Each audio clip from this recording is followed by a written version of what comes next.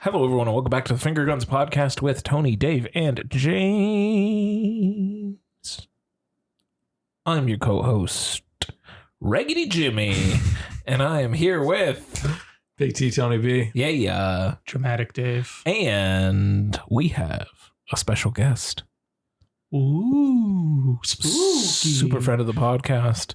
Second time guest on the podcast. Live and in the flesh and not over a screen this time.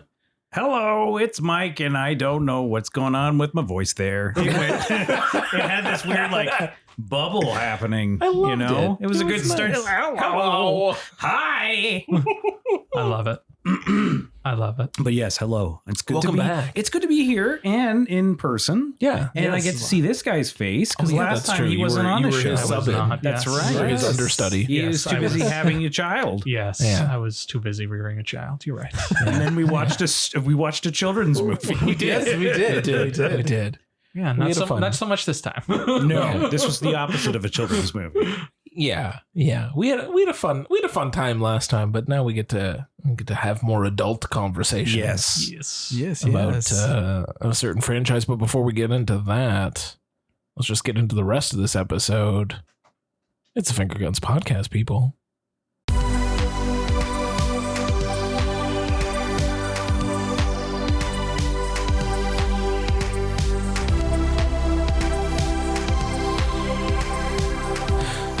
So I think we have a normal episode.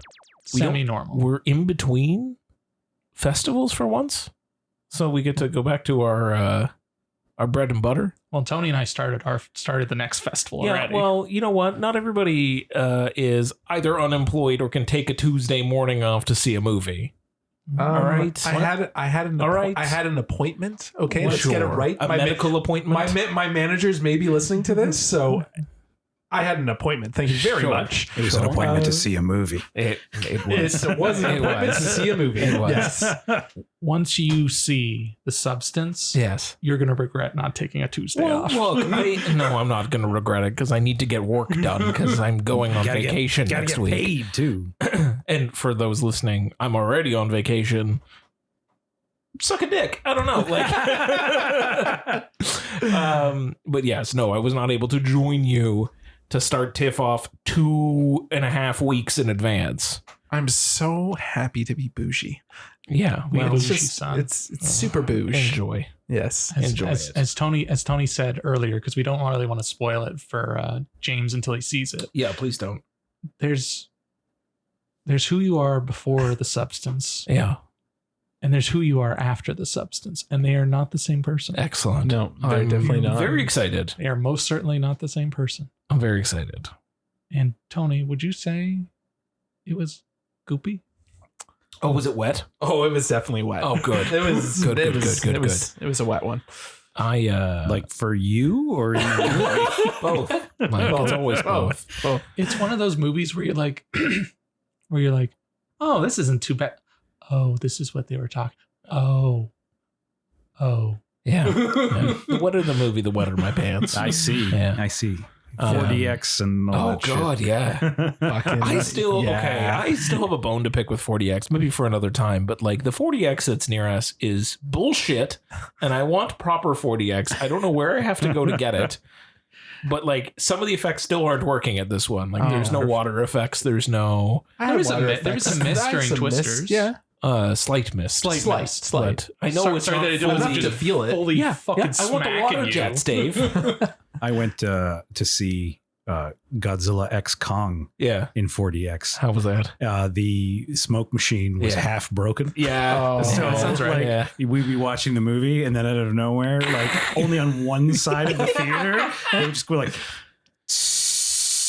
and my wife would just crack out into hysterical laughter just because of the sad smoke machine going on. It did it for us during Top Gun. Yeah. That 40X experience was mostly the smell of gasoline. For There's a 2 lot of hours. gasoline. It was maybe not gasoline, but the smell of burning for 2 hours. It was a lot. But anyway, I want to find one that's got a good one. But let's get into. There's only 7 in the country. Well, I guess I'm gonna have to hop on a plane, Dave. Maybe the Young Dundas one is fine. I don't know. That place is a It's hive scum. of scum It's and scum. villainy, James. It's fine. a scary place. I don't like You going. You remember I Young do and not. Dundas, don't you? It's Yeah. bad. It's Mike? gotten worse. It's been a while. But you remember how bad it was. Back when it used to be an AMC, and now it's I It remember hasn't going gotten, there. It hasn't gotten better. Yeah, It's no, only gotten gotten better. worse. Oh Yeah. no, that's Yeah. that's horrendous. yeah, Has not good changed. news. No, Has not changed. no. It has, Tony. For the worst. yeah. Yeah. Is that like weirdly named Shark Club still there? Yep. I That think place, so. I've never ever Shark ate Club. there. It It's is like a- it's down beside the Harveys. Yeah, like Unless they literally just it's closed gone. it. Okay, Yeah. they is closed it gone? then. Yeah. Okay, because It's I've gone. never went to that restaurant, but just the name Yeah, no, of it it was, made me think anyone who ate there was an asshole. Yeah. Like just Service is pretty bad. yeah, you go there and Yeah. all you do is be rude to your waitress. Like Yeah. that's the kind Yeah. of person who dines at that restaurant. That's Yeah. that's the opinion I I had. think I got a beer there once. Were you rude to your waitress? No, I was very You lovely asshole. because it was St. Patrick's Day. I had a Guinness, Oh, and, then God. and then I went but it was also March break, so then I went and sat with kids and watched Zootopia. Maybe you see restaurant for assholes. Yeah. That was a movie to watch on St. Patrick's, Day. Let me Day. tell you, With the kitties. You want to get into some best my worst? I do. Back on our bullshit. Yes. Yes, that was my implication. Who's Yeah. kicking us off then? Special guest. Okay, Cool. so it's been a while. It has been. It has been. So, I you can't have remember like what, a year to pick from? Well, no, actually, it's funny. I actually have recent movies to pick from because Yeah. I've actually seen some movies lately. All right. So where are we starting with best? Best. Whatever, dealer's choice, but sure. All right, well, we'll go with best because I can keep it short. All right. Because you guys did an entire 2 episodes on the movie that I thought was the best movie. Oh, Sure. Which was Deadpool and Wolverine. I had a lot of fun. And we could never gonna disagree. We could stop talking about it. Move on. Because you guys have 2 movies about it. Or two podcasts about it. Yeah. rather, so. I mean, fun is the operative word. I fully co-sign your definition there of fun. It I had was a lot of fun. fun. Even though like I knew it was funny because it was like the weirdest thing because I knew like all the cameos Yeah. going into it because Yeah. the internet is full of assholes. Yeah, absolutely. And I didn't know the plot like Yeah. at all. Yeah. So it was like, this is great. I have no idea. Like Yeah.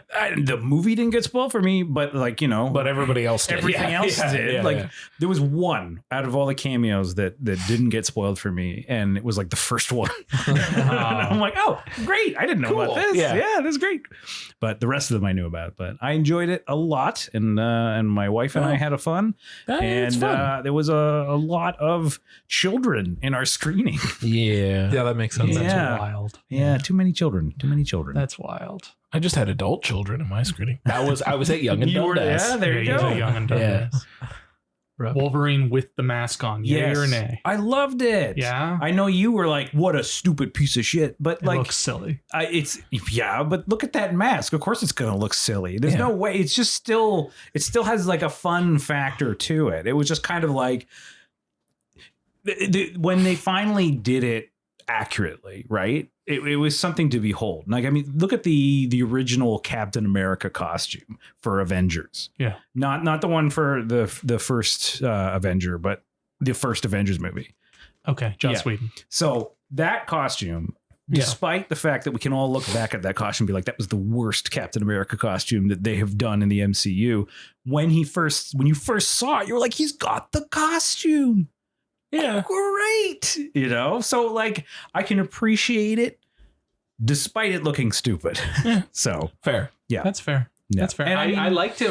It was only the hat. It was only the fucking- mask you didn't like? Yeah. Everything else was fine. Yeah. You know what? It's funny because you're like, oh, the mask's stupid. You want to know my pet peeve with the costume? That when his arms got torn off, like the sleeves got torn off, he didn't keep the shoulder pads. That's the thing that I'm like, he should have kept the shoulder pads. Cause like when he first showed up with the arms covered in like the early leaked pictures, Yeah. I was like, oh, that's probably because like Hugh Jackman gets cancer all the time and he just wanted something to like protect him from the sun. And I'm like, I can't hate that. And then they started showing pictures of him with the sleeves cut off. And I'm like, where are the shoulder pads? That's fair. Where is this? You put them on the costume, you took them off the costume. Can't have that in this No, game. you can't. Yeah. Anyway, that's it. That's What an odd criticism. That's a nitpicky That's a That's a nitpicky- nitpicky geeky comment. Yeah. Criticism. Yeah. I'll let him have it. Yeah, I'll we'll let him allow have it. We'll allow It's it. fine. Yeah, I enjoyed myself, It's even though good. like I'm not super up to date because my wife has gone through the superhero fatigue. Yeah. So the last Same. superhero movie before Deadpool and Wolverine I saw wasn't like, what was the movie before Ms. Marvel? Because that was the last one. Miss Marvel wasn't even a movie. But I mean, what was the movie before Ms. Marvel? Because that was the last movie I seen. Immortals? Eternals, you mean? Might have been Eternals? I yeah. saw Yeah, Eternals. Eternals? I saw Eternals. There was Might have been Eternals. that. Then there was Doctor Strange. we saw Oh. okay. We saw Doctor Okay. Strange. We There's saw Spider-Man. Thor. Ant-Man. There was Thor. I haven't seen Thor. Or no, I haven't seen Ant-Man, but I have seen Thor. There was Love and something Thunder. Okay. after Thor. I don't remember which one was after Wakanda Thor. Forever. Yeah, Haven't Black seen that. Panther. Haven't seen that. Black So, Panther, and then Ant-Man. I haven't seen Guardians. Marvels. Marvels. You don't Yeah. need. You don't need. No, to I see did see Marvels. I did see Guardians. I Oh, saw there you that go. because I went with my mom instead Yeah, of there my you go. wife. Yeah, Because yeah. she's not over superhero movies. She There you loves go. them. Loves You them. made the right choice Yeah. because everything else, not so good. I've heard, Not so but good. I'm still curious. See, this is the Netflix Marvel shows all over again. It got to a point where I was watching them with my wife, and then she decided that she didn't want to watch them anymore, and then we just never saw them again. And that's kind of what's happening with Yeah. the movies too. Yeah. She's like, and she always says, she's like, you just have to ask me. And I'm like, every time I ask you, you're never in the mood. And so I just stopped asking. So yeah. there you go. Anyway, yeah. So Guardians of the Galaxy Volume 3. Yeah. Yeah, I That's saw the that. last one you saw. Good That one. was Yeah. good. I like It that. is a good one. Yeah. Yeah, that was a good one. That's a good one to have skipped to. Yeah. You didn't There- miss much in between You based did. on what you That's just what said I've- you didn't see. That's So what you're I've good. heard. Yeah. Yeah. Anyway, that's my best. There you go. I like it. My cat had a crush on the Punisher. Every time the Punisher Oh. came on, Oh, when we yeah? were watching Daredevil, she Nice. just jumped right up and she'd just be looking. Well, he's in the new one, so I she'll heard. be I mean- very happy to see that. She will be pleased. Who doesn't like John Bernthal though? This is true. This is It's, true. it's hard to deny that, man. This is true. I'm gonna go next. Okay. Go for it. Cool. I don't know how far. Like I don't remember the last time we did a best of my worst right now, so I can't. Long legs around there. Somewhere around long legs is what I kind of remembered as well. And I also don't really remember what I talked about, but for best, that doesn't matter because I want to talk about Grand Prix. Or Grand Prix, if you want to be French Fancy. about it and snooty. Yeah. Well, we are very snooty on this podcast. Well, you are. Speak for yourself. But Anyways, We were literally talking about a French movie earlier. Yeah, like, yeah. We're snooty. this is fair. you're super. This podcast has churned you snooty. Yeah, that's true. Grand Prix, James. Grand Prix. John Frankenheimer from 1966. It literally. There's not much of a plot to follow here. It is literally just you're following Formula One drivers back in the 40s, 50s ish era of Formula One as they go through different races around the world. And it's sort of just kind of telling you how race car drivers were back then and some loose plot around there to keep the story moving. But the main point of the movie, none of that matters. The main point of the movie is the car races. I was gonna say, is the main point cars go vroom? Yes, but it's the way that it was filmed for the time. It is fucking bananas. Like, you've seen Ford v Ferrari. Yeah. I've not actually. You have not. Okay. No. You should put that on the list. It's on my Put list. that on It's the on list. my It's- list. It's very good. Very good. It's an but- ultimate. It's a very dad movie. The Well, I am a car dad. So. scenes in that movie when they're at Le Mans and they're the way that James Mangold filmed that, Yeah. shot for shot verbatims Really. from what John Frankenheimer did. What year is this from? 1966. Okay. And like they are doing Nice. side mounted car shots. They built a rig that they mounted on the side of this Formula One car. You know, it's not the same that it is now, but Formula One car. And they created a rotor rig that just could pivot around while it's driving. What? Like the action scenes are insane and even more insane when you think it's 1966. Like this is nuts level. You are right in it. There's a scene, I shit you not, does not cut for 4 minutes straight. It is just stuck to the car in a POV shot and you are just driving. It is exhilarating. It probably cost a fortune. That's why they didn't cut. Probably, but it's a straight 4 minutes. There's probably moments they could have cut easily, but they don't, and it just holds there. And it's also, they ran all the actors through and like got them trained to drive the cars, so they are 100% driving the cars. Oh, nice. All the time. It is just a sight to behold. Like if you've never seen it, it's worth a watch just for the spectacle of it. And to then go, oh shit, yeah, every single race movie that has ever taken place after this movie owes all of it to this movie. Like there's no shot that wasn't done first in Grand Prix at that point, and no shot before that. So it's anyway, it's a big nerdy thing, but I liked it a lot for that. Sounds fascinating. I definitely want to give It's that a very watch. cool. It's very, very cool. It was shot in I think it was shot in 65 mil, blown up to Super 70. It's nuts. It's It's Oh man, it's crazy. Anyway, that's my best. There you go. we should just like fuck with it. So it's like we go like counter and Oh, then sure. across and then Dave, down. Like go. Do you want me no, we're to? not doing No, that. you go. All right, for my best, I have a film that I'm probably gonna get flack for not seeing, Go on. not ever seeing. I saw The Birdcage for the first time, Oh, The 1996 with Robin Williams. Yes, and Nathan Lane and Gene Hackman. I had no idea Gene Hackman was in the movie. oh. So when he popped up, I was Diane like, "This guy's here." Diane Wiest. Diane Wiest. Who are the kids? I don't know who the kids are. Somebody can It's fine. check. We can look it up. You go. Yeah, I'm pretty sure I saw that movie in 1996 yeah. with after like Blockbuster Video. You Makes know, sense. like my That family tracks. rented it because they're like, oh man, we love Robin Williams. And then it was like that weird, awkward moment when they realize it's about gay guys. I don't know. It's been a Gay while. guys pretending to be straight for their son or whatever. Their right? son, yeah. because he's marrying like the senator's daughter or Yeah. something. Yes. I think that's when I saw it. I haven't seen it in a long. It's been a very time. easily. and it would have easily flown over Oh, my yeah. head. Yeah. Like Nathan Lane is on another level. Like he is absolutely like positively fabulous in the movie. Just like in real life. Just like in Yeah. real life, like No seriously, change. no change at all. And it kind of made me cry because like anytime and Robin Williams would speak, it kind of just like fuck man, like, Yeah. we lost him yeah. because Robin Williams is on another level too, and he's doing so well. And I forgot to say but I'm just talking about all these people. The MVP of the movie was actually Hank Azaria. Oh, Hank yeah. Azaria plays Agado. I don't know who that is, Tom. It's the houseboy. Okay. Oh, Agador. yeah. Okay. Yes. He plays the houseboy, and he's fucking amazing. Dave, you asked who the kids were. It is Dan Flutterman and Callista Flockhart. Oh, There we go. Okay. When she popped up, I was like, "Hey, Ally McBeal."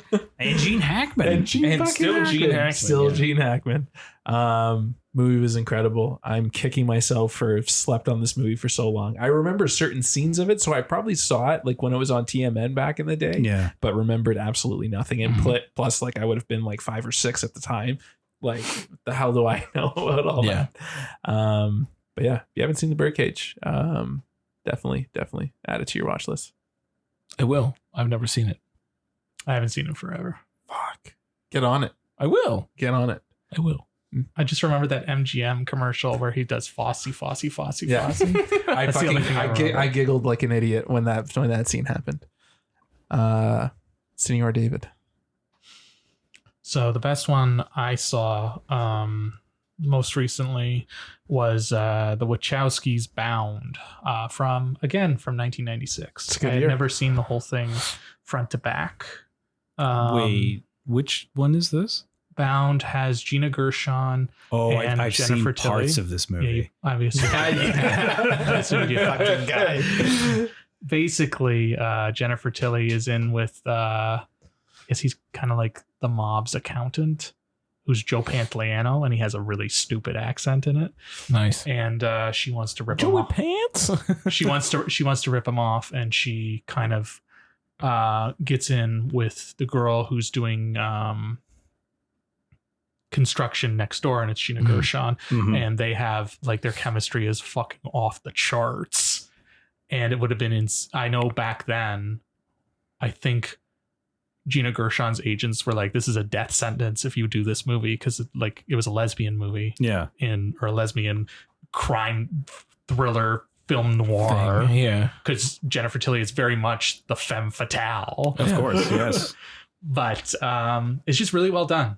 It's really, really well done. You can see like early Wachowski isms, and you can see how they're going to pivot with some of their editing style to The Matrix. But it's a straightforward thriller, no sci-fi. So it would be nice if they would go back to something like this, because a lot of their stuff now is very sci-fi. Yeah, for sure. True. Yeah. Right? Or Speed Racer. Or Speed Racer. I need to actually rewatch Speed Racer. I feel can't like bring myself to do it. I've never seen it. But I think I need to. It's a trip. It's a fucking trip. But shout out to Criterion, who updated it. It's the unrated cut of the movie, but they updated it so that it says directed by Lana and Lily at the end. Oh, that's nice. Nice. Which I don't think I know Netflix did it for Elliot Page, but I don't think it's like a common thing. No. So it was just a nice thing to see that they especially all the way back to 1996, dude. That's nice. Yeah, because they have the original commentary on it when they weren't Lana and Lily. Yeah, but like the credits credit them as that. So I thought that was a nice little thing. But yeah, if you haven't seen that one, it's very, very good. Nice. I will. Sir. Yeah. Okay, me. So my meh. Yes. My meh is Under Paris, the shark movie on I Netflix. wanted to see that. Yes. I've not heard good things about this one. I You know see what? that. It's not as bad as I was expecting. Like I was expecting like Sharktopus or something along those lines, right? Or some stupid shark movie. Yeah. And it's like if somebody took Sharktopus and like put a budget into it, Okay, you know, okay, like it's very well made for as a film. Like the CG's not horrendous.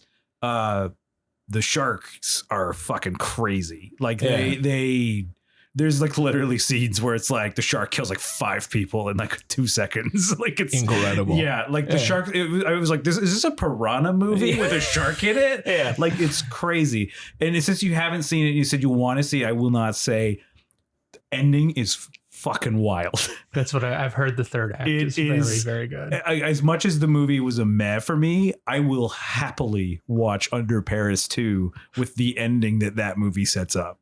Oh my gosh. Oh yes. This is a French movie, right? It's French. I was Yes. about to ask. It's French. Yeah. Yes, Of course it is. No, it's actually it's Spanish. But it's funny because it's I guess like because it came out like early this year or late last year. I can't remember. I think it was the spring. Yeah, and it's definitely like, hey, the Olympics are coming, because there's definitely like references to the Olympics. It's one of those things where it's like you look at a Best Buy ad and they can't say the Super Bowl. It's Right. like, it's like that where they're like the games are coming. Yeah. We gotta be ready for the games. So The big game is next week. because they literally took a character out of Jaws and just put them in this movie because they're like, there's a shark in the river, and the guy's like, but the triathlon is gotta happen. We have to have but there are sharks. Like we literally know that there are sharks killing people, but the games are coming. We can't stop. You can't stop the game. Yeah, but because it's all French, so it's all like boo ou la jou. Yeah. So, but yeah, no, it was meh. But like that ending is wild. It's a wild ending. Are they in the Seine? Yeah, it's all in the river. Yeah, it's all in the river. Like the reason it's called Under Paris because the shark gets in the catacombs. Okay. So yeah. Okay. The fuck? Another I don't reason know. to hate the Seine. I don't know why honestly, the Sen can. I don't think the Sen can support a shark. To be honest, The explanation, and this is early in the movie, so this isn't like a very big spoiler or anything. They are like, the shark is mutated to be a freshwater shark. There we go. Okay, And that is the only reason they give, because like the shark. Do you need another reason? That seems Well, no, that because seems like enough. but here's the thing, because it's a specific shark. Oh. Like it has like a Jaws the Revenge thing going on, where it's like the shark this is in the synopsis, so I'm not spoiling anything Michael for Caine you. in it? No, Michael Caine is not in it. But the main like doctor person, her team was killed by sharks, so she has like shark trauma. And the shark that killed her team is this shark, the shark that's in Paris. So it's a revenge thriller. But the shark killed her team in like Australia or something. Good lord. followed her. Well-traveled shark. There is literally, because they have a track, like before the shark kills everybody, they stab it with a tracker. So the shark, like they like pull up its data, and it's like and it goes up into Paris, and it's like. Okay, well, they explain the shark as a freshwater shark. That's why it can live in the. But they don't. There's no explanation for why it went from where it was Or when the Paris. mutation happened so that it can survive in fresh Well, water. No, like, the mutation is this is also like literally the first scene in the movie, so it's not a big spoiler. The first scene in the movie takes place like on a giant pile of garbage. They go to one of those like because there's an environmental message to the movie, so they go to like the plastic island. oh, okay. And like they're like, oh, the sharks live in Plastic Island, and they've mutated to live in fresh water. And I'm like, Okay. how'd the plastic do that? But you know, I don't know. whatever. It's a good excuse. Something microplastic. It's a good something excuse. something, yeah. Like the only thing that the movie was missing was like the shark climbing the Eiffel Tower. Like it was, Oh man, yeah, it was. that would it have was been a shot though. Yeah, oh, it would have been fantastic. But yeah, it's Missed opportunity. yeah, it was a missed opportunity. Yeah. But yeah, the shark kills people in a river in Paris, and then people just continue to get into the river. so it's turn off your brain and listen to the French and read the subtitles. But again, that ending is wacky. Yeah. So I just love in real life, nobody wants to go in the Seine, but in this movie, everybody wants to go in. Even though there's a shark. There's a shark. You have to go. The there. games are coming. Games. Do you not get it? Do you not get the games Yes, are the coming? games. Yes. The games. Yeah. Did we talk about Twisters? Yes, we sure did. Well, you talked about the 4D experience We of did. Twisters. We did did. talk about Twisters. Did we? We did. I don't know. That's fine. I then, remember you guess. talking about the shirtless, well, not shirtless, but the wet Oh, t-shirt yeah. scene. Oh yeah, that was a good scene. Yeah, we did Yeah. talk about that. That's Yeah. right. we a good talked scene. about our man crush on Glenn Powell. Glenn Powell. Then I don't know. I'm just going to talk about random movies because a lot of everything that I've seen over the last little while has been movies we've already covered for festivals. Hit me. I want to talk about Alien Covenant a little bit. I hadn't seen it since 2017 when it came out. Has it really been that long? It has. Yeah, Time is a cruel mistress. it really is. It's a fickle bitch. I liked it. I like that movie too. Okay, thank you. Yeah. Like I actually, so on rewatch, I liked it. Yes, Dave, there's silliness like Fassbender wanting to do the fingering for you. Okay, that part I will allow the fingering. I have no memory of this movie, and that is when people say that, I'm just like, yeah, Yeah, I yeah, just yeah. Yep. yeah. Do So the I'm due. finger. I'm due for a rewatch. He's of this. teaching the other Yeah. other Fassbender, The Walter. Yeah. the Walter Fassbender Yeah. how to play the flute. Yeah. Before he then makes out with him, which is Yeah. also And he's like aces. you got to blow through it type thing. He's like, Yeah. I'll do the fingering. Yeah, it's I great. remember, It's buddy. I so- remember the scene. Well, the one thing that is really cool though is I was actually like in the lead up to Romulus, a Yeah, YouTube yeah. channel I watch. They posted like behind the scenes videos on the entire franchise, and they Oh, cool. talked about Covenant and like what they did for the David Walter scenes. Yeah. Is it's not like his face plastered on doubles. It's like Yeah. he did both sides. sections and, Yeah, and then yeah. they just flipped them. And they said the craziest thing is he did the fight scenes. He did both sides of the fight scenes. Oh, that's So wild. he wild. fights the double, and Yeah. then he like they're like cut, and then he would Mimics change the other costumes, side. My God. and then do What a the other fight from the other side. Fucking madman. Yeah, so like that was really cool to hear that he did that, all Yeah. that stuff. But I mean, I have a general soft spot for Michael Fassbender as it is. yeah, And him flirting with himself. Yeah. the Yeah. palpable chemistry If between any- Michael Fassbender Yeah. and Michael Anybody- Fassbender. Anybody can do it. It's Yeah. Fassbender It's and Fassbender. Michael Fassbender. He's also permanently the only other iteration of the dude I ever want, because that was the best live read experience I ever had, was him taking on the entire role of Lebowski. That's amazing. It was wild. That was a perfect cataclysm of events that could have possibly taken place for that to occur. But Fassbender in this, and like, not even just talking about him as an actor, just him as a villain in this is fucking nuts. Like, Yeah. he's over the, like, he's just so in it. Mhm. It's menacing, and there's this level of menace that he brings to it that is so understated because of things like, I will do the fingering, Yes. and and then he kisses himself. There's Yeah. like, it's so broken up by that. Like, you don't realize how just like absolutely fucking unhinged this android is. Mhm. And just like how fucked up he is from like the way that he was created, and then the iterations that they had to make in order to make Walter a functional android, I guess. I liked a lot about the lore in this. I don't care about the timelines. I don't know if Ridley's trying to like reset things from all the nonsense that happened in like the late 90s, early 2000s about how xenomorphs came to be. I don't know what his plan is there, but I like this version of it. I like the fact that he's just like, yo, fuck these engineers, and just like dropped an entire plague on top of them. Yeah. And then just started like trying to figure out how to build the perfect organism. Like, he's a fucked up guy. Yeah. I don't know. I liked it. It worked for me. It worked for me better than Prometheus did. That's just my opinion. See, I rewatched Covenant, Yeah. and I agree with you entirely. All the David stuff is great. Yeah. He's so good in it. Yeah. I like how they're building out the lore of how he's developing the black goo and all that Yeah. fun stuff, Yeah. which they bring up again in Romulus, which They we'll sure get do. to. Yeah. We'll get to. It's just everything else in that movie fucking sucks. I hated, like, I love Danny McBride as Tennessee, Sure.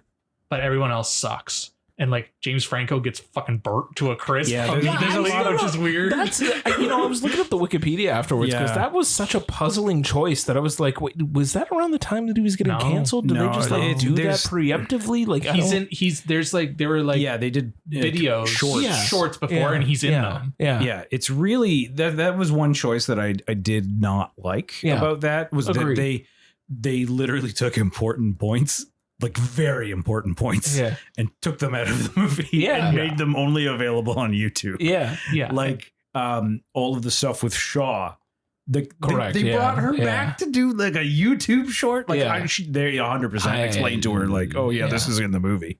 Yeah. And then they cut it. There's no way. And they that put she it up can- on YouTube, but like, what Yeah. a weird strategy. So all of that stuff is interesting to me, but everything else isn't. Fair. And I just hate I really love the look of Prometheus. I don't love the look of this. Yeah, I mean, this one is gray. And Yeah. and the ending is so bullshit.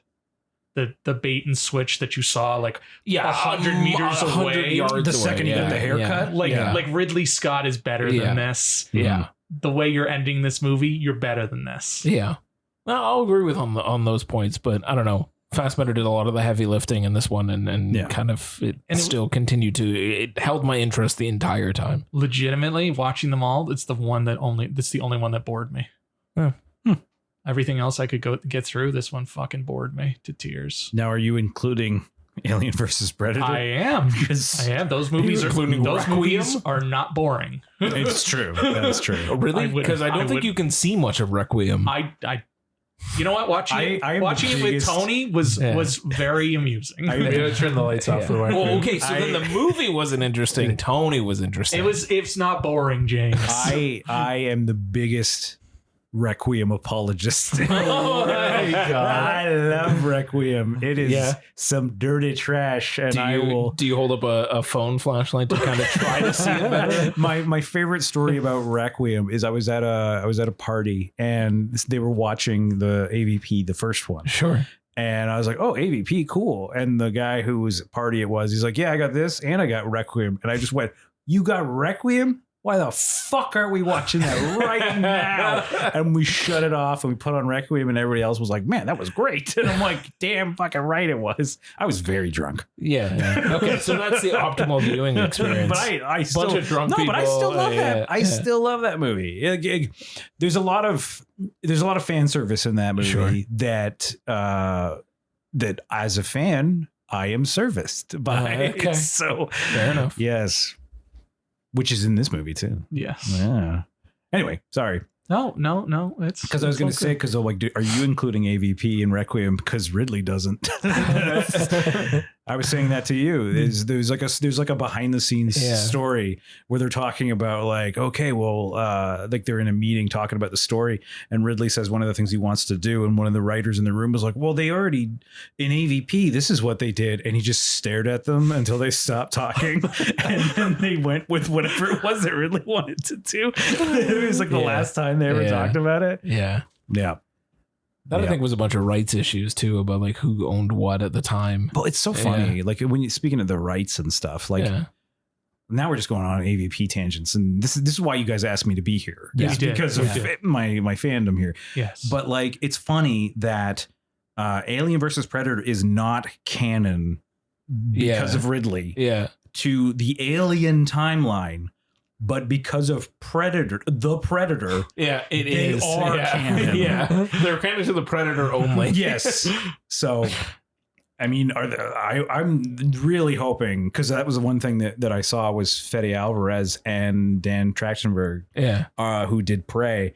They're both friends, Yeah. and they're like, man, if this movie, if Romulus does well, we should make an AVP movie. Like, Oh like my they God. want to Yeah, do it yeah, like yeah. Grindhouse, like Rodriguez and Yeah. Tarantino did. Yeah. I would watch the shit out of that. Yeah. Oh, I would definitely be all over that. as long as it's lit properly. Yeah. Please. Please, for the love Yeah. of The, God. the change in lighting Mm-hmm. was, I was like, Tony, did you fuck up what did you do to your TV? Like, is your TV working? He's like, Dave, I didn't do anything. I just pushed the button. And I was like, why does it look like this? It is because we watched it back to back. It is so visibly noticeable. Oh yeah, I bet. It's like, what the fuck happened? AVP 1 is like they're under a spotlight. Yeah, like, literally. in Yeah. comparison. Yeah.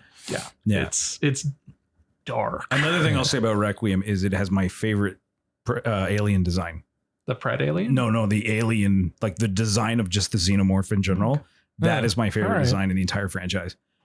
I really like the Resurrection one. And the Resurrection one is ugly, but it's like purposely. Like the idea is like, we made aliens, but we didn't make them right. So they're all like, yeah. they're all goopy looking. Yeah. Just like they're always breathing this all the smoke and Yeah. shit. See, I've always liked the more ridged head versus like the aliens version, because like it's like a more scary version of the aliens version with the ridged head. And Tony, you'll appreciate this. I actually own the San Diego Comic-Con exclusive alien figure that was based on the pizza monster from Ninja Turtles. So it is I forget what they called it, but it is the mutant menace alien or something like that, because it's like NECA had the rights, and it's a big yellow alien that's supposed to be the pizza monsters from That Ninja is Turtles. amazing. You'll have And- to send me a picture of And that. it is the Requiem design. That's fucking And I awesome. love it. It's such a cool figure. Amazing. Anyway, Covenant. We were talking about Covenant. I'm done talking about Covenant We're now. good. We can Fuck move Covenant. on. We Tony. can move on. We're on Matt, right? Yeah, we're on Matt. So I watched a film. It's new on Apple TV. It is called The Instigators. Oh yeah, I've seen With- ads. I've seen ads for this. Yes, Rough. with Casey Affleck and Mm. Matt Damon. Rough. Doug Doug Lyman. Lyman. Yeah, Doug Lyman. Sure. Like says quick cuts. I don't understand. He's so pissed off about streaming, but he made 2 movies back to back for streaming. Have you seen it yet, Dave? No, I haven't. So I had the privilege. basically, you know me in Simple Premises. 2 dumbasses, and I say dumbasses because they're just like, it's Casey Affleck and Matt Damon. They're buddies. Like Mhm. they're Yeah. just busting each other's balls most of the Sure. movie. They get hired to do a job. Job goes bad. Shit hits the fan. You've seen one, you've seen them all. Yeah. I like that it's a nice little two-hander with Casey Affleck and Matt Damon. I liked it. It was set in Boston, so they're using their Boston accents. You know me, I'm a horror for a movie set in Boston. Bastin. But yeah. Seek it out. Don't rush, obviously. Saturday morning laundry sesh. Sure. Sunday night with the old lady. Mm-hmm. Yeah. All It's right. the ultimate dad movie, I would say. It's a movie? dad movie for Okay. sure. All right. Okay. I thoroughly enjoyed it. I'll But make it was sure a I put it on my dad's radar. it's nothing special. Dave. All right, my ma is a new film called Good One that is in theater limited release right now. It was at Sundance, directed by India Donaldson. It's about a 17-year-old girl who goes backpacking in I don't know, northern New York, the Catskills type thing, with her dad and his buddy. Okay. And I don't know, toxic white masculinity Sure. appears, and she's just kind of in the middle of it. It's very somber. Is there a lot of mansplaining? There is quite a bit of mansplaining. Quite a bit. Okay. And quite a bit of ignoring her. Mm. And it looks beautiful. The score is great. And the lead actress, her name is Lily Collies, and she is also in Palm Trees and Power Lines, which is fucking devastating. She's very good I'll in add this. that to the queue too. Yeah, don't do that. Don't do that one. I don't recommend one's that heavy. one. It sounds like It's very, very good. I don't recommend it. But this one, it's looks great. It's very just drawn out. Oh, And it goes to some places you expect it to go. sure. And then you expect it to continue going in another direction, and then it doesn't. Oh, like, is it like a letdown in that sense, or? It kind of, I wanted a little more from it. Like, I knew it was going to be slow and methodical, but I kind of wanted a little more from it. No, fair enough. But it looked, like I said, it looks great. It's in limited release. So if that's your bag, It's out there. it's out there. It's probably going to, I was telling Tony, it's probably going to be up for a bunch of Indie Spirit Awards. Oh, I love That's cool. toxic masculinity. We, on this Here's an podcast, award. We're a big fan of on toxic this masculinity. podcast, we do discuss toxic masculinity Oh, quite boy. often. do we ever? So, Mr. Mike, you're worst. My worst. Okay, so this kind of gives you an idea of the kind of movies I'm watching lately. My worst is the Captain Underpants first epic God. movie. Rough. Oh God. Now I have that on Blu-ray downstairs. You want to watch it? on Blu-ray? Buddy, I used to read Captain Underpants like religiously as a child. See, that's the thing. We're into Captain Underpants right now. We've been reading the books. Yeah, At bedtime. They're his first chapter books. My son's first chapter books. amazing. Does he like Dogman? No. He doesn't, Okay. because Dogman, and he takes away from Captain Underpants. Oh, I get it. We I have get it. Dogman in these Captain Underpants books, and he's like, no. Where is my Captain Underpants? I get it. Dogman's coming soon. Well, he's been in a few, yeah. Well, there's a Yeah. Dogman video game coming out. I heard. Yeah. Nice. So the Captain Underpants movie, and I preface this with I've been watching a lot of the TV show as well, the Netflix TV show. Sure. The Netflix show, by comparison, fantastic. Like Huh. award-winning in comparison. Like it's the definition. Like I watched a documentary not too long ago, like one of those YouTube documentaries. It's like 2 hours long. There is basically like Hollywood's celebrity animation problem. And I cannot think of a better representation of the Hollywood animation problem than the Captain Underpants movie. Because none of the people in the movie, I feel, are cast well. Oh, nice. Kevin Hart Oh, no. is one of the main characters. I can't remember the other guy's name. He's in Silicon Valley. He's like the main guy in Silicon Valley. Thomas. Yes, Thomas Middleditch. Middleditch. Yeah, he's in it. He's the other kid. And Ed Holmes is Captain Underpants. But he's also Mr. Krupp, the evil principal. Huh. And if you watch the Nick- cartoon, Nick Well, Nick Kroll's in it. Nick Kroll's the villain, isn't Nick he? Kroll is Professor Diarrhea Poopy Pants. Yeah, Mr. Right. Poopy Pants. And Nick Kroll is the shining star of this movie. Yeah. Nobody, That makes sense. nobody Yeah. does better than Nick Kroll. Yeah. Everybody else is just celebrity we could cram into this movie. Right. Hoping that they would go on Ellen and you know, promote the movie or something. Because like Ed Helms is Mr. Krupp.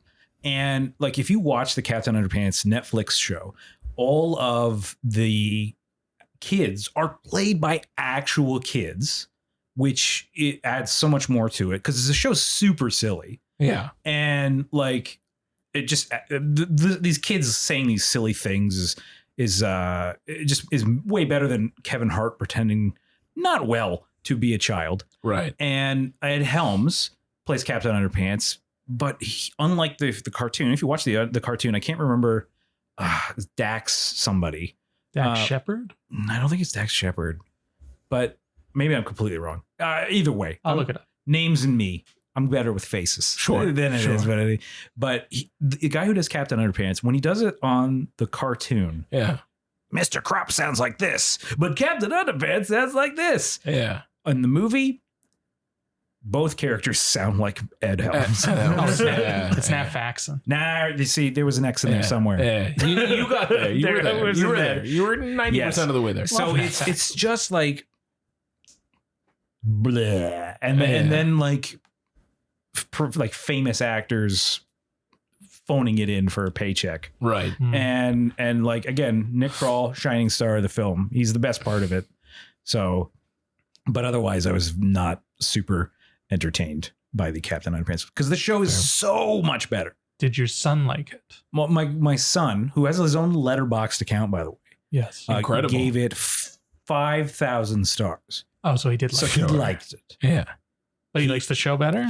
Well, I don't know. He just likes Captain Underpants. I get it. I read him the Captain Underpants Volume 9 before I came here tonight. Nice. And we finished it.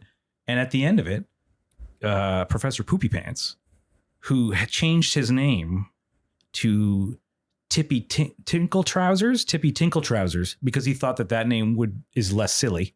Sure. Yes. Yeah. Dies at the end. Oh, God. Oh, man. One of the kids grows incredibly tall and steps on him. Rough. Lord. It was very weird. Volume 9 is a weird volume. There's also a scene where someone pees their pants on the page, but it's not at all acknowledged. Like they're talking about like, oh, they're all scared and they all did different things, but they don't say what this guy is doing. And he's very clearly peeing his pants. Oh. Yes. But then someone else gets stepped on and becomes a red smudge. Professor Sounds Poopy like, Pants. Sounds like what's his name? Pilkey? Dav Pilkey? Is Yeah, that yeah. Sounds like he was going through some shit. Maybe. But it definitely ends with like, this is the last Captain Underpants book. It's over. Oh. And then you flip the page and it's like, just kidding. Here's a new volume. Ah, Love it. the fake out ending in a book. They gotcha. But yes, I also enjoy that it is the Captain Underpants first epic movie. And there was never a sequel. First and only. First and only epic movie. Yeah. Yeah. Bad. Yeah. That sounds bad. I was not impressed with Captain Underpants. The Weird Al song slaps though. Well, I mean, it's Yeah. Weird Al. It's fucking Yeah. Weird It Al, is Weird man. Al. It got a Weird Al foot in the door for my child. Yeah. So I'm happy about that. Excellent. Yeah. Yeah, I'm just gonna go with a third movie, one I don't think I've talked about yet because I was going back through my list. I watched my girlfriend's favorite movie with her a few weeks back. That movie is The Mummy. The Brendan Fraser Mummy? Hell yeah. Hell Yeah, we don't yes. acknowledge the Tom Cruise Mummy. Yeah. It doesn't exist. It never But happened. this is the worst section. It would really make sense for it to be there. You know what? I think I need to. Okay. The next time I'm able to do a best my worst, that's the mummy There- I'm there going you to go. talk about. I'm There going to talk you about go. this mummy now, and then I'm going to talk about that mummy. One I've never actually seen. Has anyone actually seen it? I've Yes. seen it. I've Oh, seen Lord. it. Yes. It's Why? fucking boring. I unabashedly love Tom Cruise, and I think that Tom Cruise is my favorite actor, and he always gives 175% in every movie he's ever in. He's never the bad. The movies are bad. He's never bad. This is the exception. Ha! Interesting. Interesting. Okay, then I will circle back to this eventually. But the mummy with Brendan Fraser fucks. That Yes. movie fucks hard. Yes. Yeah. It is incredible to this day. Mhm. Like hottest cast ever. Hottest cast on the history of the planet. Even the fucking librarian guy can get it. Like that guy, he's fucking yeah. He's oof, everybody. My God. Like an Arnold Vosloo, man. Like, Yeah. And what's his name? Odette Fair. Odette Yeah. Fair. Like just take me now. Odette Fair, seriously. Take me. Between Brendan, yeah. Even John Hanna. Jonathan Jonathan looks great in of this. course. Like everybody. Like Such an adorable bastard. yeah. Like even Imhotep in his weird dangly mouth phase I'm into. Yeah. It's all good. It's such It's all good. The fact that Imhotep steals a guy's eyes, Yes. nuts. Yeah. And It's that guy gnarly. that guy was already blind though. I think that was the one thing I was like, does that work? No. I don't remember if he was 'Cause I blind. I think that remember guy him coming was out and he's like, blind. Maybe he was getting Or better. hard of he was like hard of seeing. Yeah, that's Yeah. it. He needed glasses. he He needed dropped his glasses. glasses and he took that guy's eyes and Yeah. never needed glasses. Never I'm need like, glasses. I don't know that that's how eyeballs work, but all right, Imhotep, whatever. well, James, I also don't think in the 30s that there was a mummy that resurrected and stole eyes from don't people. know that, Dave. You weren't there. You haven't been reading the same history books I have. Yeah. Get the tinfoil out. Anyway, it's to this day it still fucks. Benny's hilarious. Benny's great. Oh, All of it's great. man. It's great. There's nothing. He's in Deep Rising too. He's awesome in Deep Rising. He's just Isn't he get like the weird, like the undeserved, like the overly cruel death that's undeserved? Isn't that guy? It's No, kind of Deep Rising. deserved. No, it's kind super of deserved because deserved. Is it super he deserved? fully Yeah. goes He's like a shit full weasel. servant to Yeah. Imhotep. Yeah. He's a I shit meant piece of in Deep Rising. Oh, in Deep oh. Rising, probably. 'Cause there's- I can't remember. He survives in Deep Rising. Okay, because I There you remember go. there's a guy in Deep Rising who gets like eaten and then it spits him out and he's like half dissolved. Oh no, that's Anaconda with John. Oh, No, John. no. In Deep Rising, that Oh, happens okay. too. Okay, Oh, I thought you were man. talking about Tony's boy. John Voight. John Voight. No. fuck John Voight. No, All right, there's like 'cause- literally there's a fuck scene. John Voight. I've Do you know what? Do you I know, know what what you're happens in talking Anaconda? about. Where Yes, he yes. pops out and he winks at the camera. he winks to the camera. Yeah. No, in Fuck Deep John Rising, Voight. a guy comes out and like he's like and like you can see like his brain and stuff and like it's super gross and it's like the only part of that movie I can remember. It's such a good movie. Somebody's on the shitter and they get fucking ripped, ripped down. That's the mark of quality. Yeah. It's Get ripped through the shitter. The CGI is dog shit, but it's such a fun fucking movie. Yeah. That guy, Not Kevin, as fun as The Mummy, but Kevin J. O'Connor, who is Benny, he's got a fucking. I'm just looking at his top sort of movies. He's got a decent like list going on here. He was in There Will Be Blood. He's in The Master, The Mummy, so he's voiced Van with Helsing. He's voiced with Paul Thomas Anderson and G.I. Stephen Joe: Summers. The Rise of Cobra. Oh wait, wasn't Steven he Summers. Igor Amistad. in Van Helsing? Amistad. Okay, that's a bit of a Yeah, there's a turn Amistad. here. Amistad still slaps. There's a turn here that There's I a wasn't turn. expecting. Oh, yeah, my. yeah. He's also in something called Mile 22. Is that Marky Mark? Is that the Marky Mark one? Yeah, Oh, that movie's dog The shit. Peter It's Burns so joint. bad. Anyway. Our boy is in it, and they underutilize him. Yeah, you can't have that in this You game. can't have that in this game. Anyway, his top movies Ego. are great. Maybe not Amistad, but The Mummy still fucks, and Let's not talk good for about him. Amistad. Good for him being in it. It's excellent. I don't know why, but I think of that teaser trailer or like fake parody trailer in Scary Movie where it's Amistad 2.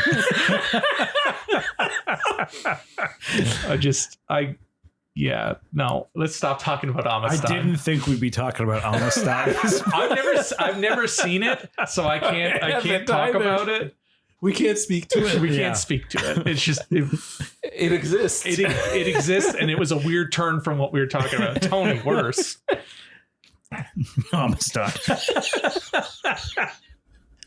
If you say Amistad, I'm I going would back. fucking die if you said Amistad.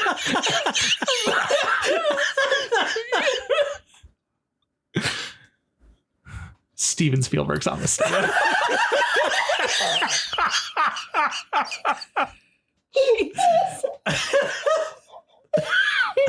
Well, we've officially broken Tony. Oh God. I feel his penance. I should watch Amistad. I want to see it. I've never seen it. I've never seen. All right, Look at this guy. you should- Morgan Freeman, Matthew McConaughey, Anthony Hopkins, James's boy, Digimon Hansu. Did I Yeah, say his man. name right finally? Sure, yeah. I'll Okay, give it to good. you. Okay, good. You should do Just- a double feature of that in 12 Years a Slave. David Paymer, Stellan Skarsgård, Pete Postlethwaite. Oh, he's I bad. love Postlewaite's in it? Yeah. I love Pete Postlethwaite. He's in Alien 3. Stellan? He is. Yeah. Anna Paquin, since we were just talking about 12 Years a Slave. Chiwetel. Chiwetel's in it. John Ortiz. Tony loves John Ortiz. Paul Guilfoyle.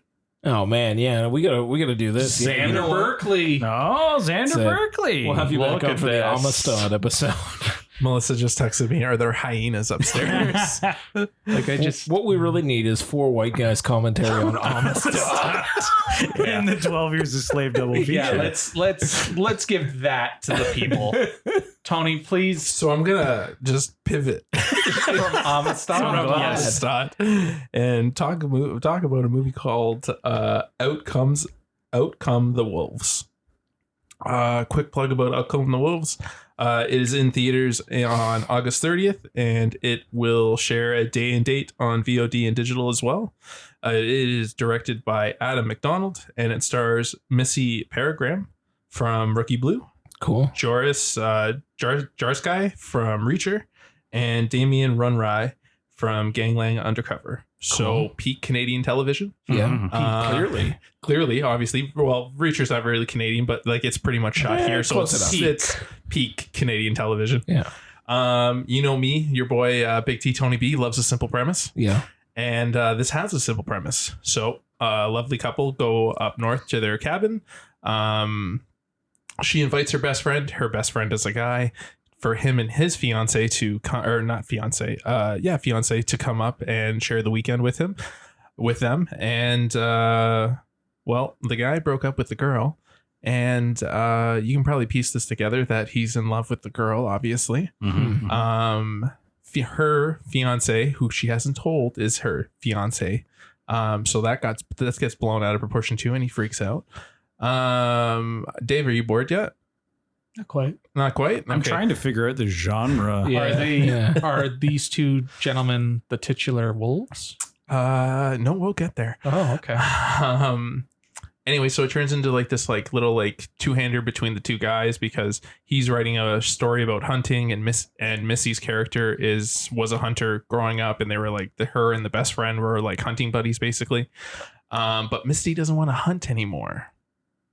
That's going to come into play later. Oh, okay. Missy, not Misty. She's not from Pokemon. She's not from Pokemon. Missy. Missy. So then, so Buddy takes out the fiance. Shit goes weird, and you think that would be the turn, but then it turns into this cat and mouse game because I'm gonna spoil it. Fiance gets mauled by a wolf. Oh, there's the wolves. There you go. And Missy's character has to go out and hunt again. And then it turns into a cat and mouse between the wolves, and basically the wolves like picking off their prey one by one. The wolves literal. in the Literal. sense. literal Yeah. wolves. Um, The early description, I thought this was like a romantic comedy. that's what it plays out to Yeah. be. Oh, Right? It's so- not like a romantic comedy, but like shit's gonna happen. Like Yeah. you think that like they're gonna fight or something bad's gonna happen. Something bad does obviously happen. Yes, wolves. Wolves. Yeah. They came. Out came the wolves. It sounds Yeah. so simple, Tone.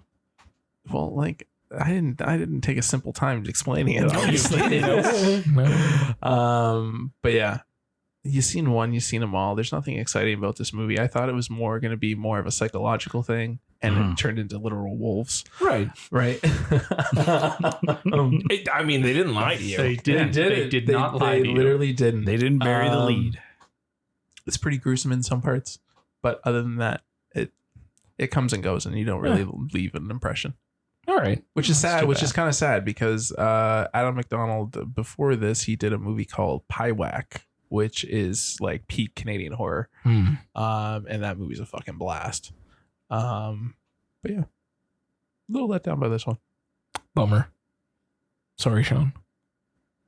Talking about letdowns, the new Amazon Prime film Jackpot, starring Oh, yes. Aquafina Why? and my ex-friend or Twitter friend John Cena. Oh, I'm sorry. He was your tip. You were Twitter friends with him? We're still Twitter friends. Yeah. But I was no just longer? no, we're still Twitter friends. That's why I changed it because I was just saying X because it's called X. Ex-friend. Oh, I get it. That thing I refuse to acknowledge because it's app formerly known as stupid. Twitter. The app formerly known as Twitter, my friend John Cena. Yes. Uh-huh. And So this is actually quite simple. It's the future, overpopulation, depression, just awful things are Sure. happening to the economy. So California decides to have a lottery system yeah. where you enter the lottery, and for I would say like 6, maybe 12 hours, everyone in the city knows you won, and they're allowed to kill you by any means necessary to take the money. Cool. So if you get killed, that person takes the money. Yeah. No guns. That's the only rule is no guns. Well, that's California. That makes sense. This is a comedy. It's a comedy. Aquafina comes back to California to reignite her acting career. She accidentally wins, and they come to kill her, and John Cena's there to protect her. Isn't he like the lottery insurance or something? No, he's like a security guy Oh, okay. or like ex-military security. He's trying to like So protect just the movies them. that he's been doing recently where he's always just the security guy. Yeah. And it's not good, not funny. Not funny. When the movie It's not a very funny preference. yeah, it's basically it's very Purge. Yeah. Yeah. The Purge, but make it funny. When your movie's funniest parts are the bloopers at the Oh, end of the movie, Oh no. that's an issue. Yeah. When they're having more fun making the movie than you are watching it, Yeah. that's an issue. John Cena innocent, but it's Yeah. Aquafina being Aquafina. I can't with Which- Aquafina. She has one note. She so was heavily in that documentary about Hollywood actors yeah, and movie that makes or sense. animated Yeah. films. that makes sense. That's her bread and butter now. But Yes. she's great in The Farewell, Yeah. and that's it. Mm. And maybe Crazy Rich Asians. Yeah. Ever since then, But it's been the same thing since then. That's the thing. Like, that's what I mean. Like, she's one note. Like, Yeah. it's always the same kind of jokes, the same kind of humor, the same It's- kind of performance. Constant. it's exactly what you think. Machine Gun Kelly shows up for a bit, which is God. odd, but he gets some funny parts or funny lines because they show up and they're trying to get into his panic room, Sure. and he thinks it's a sex thing, Oh. and he's like saying like, no, John Cena, like, you're gonna destroy my asshole type thing. Yeah. Like, not you, sir. Sure.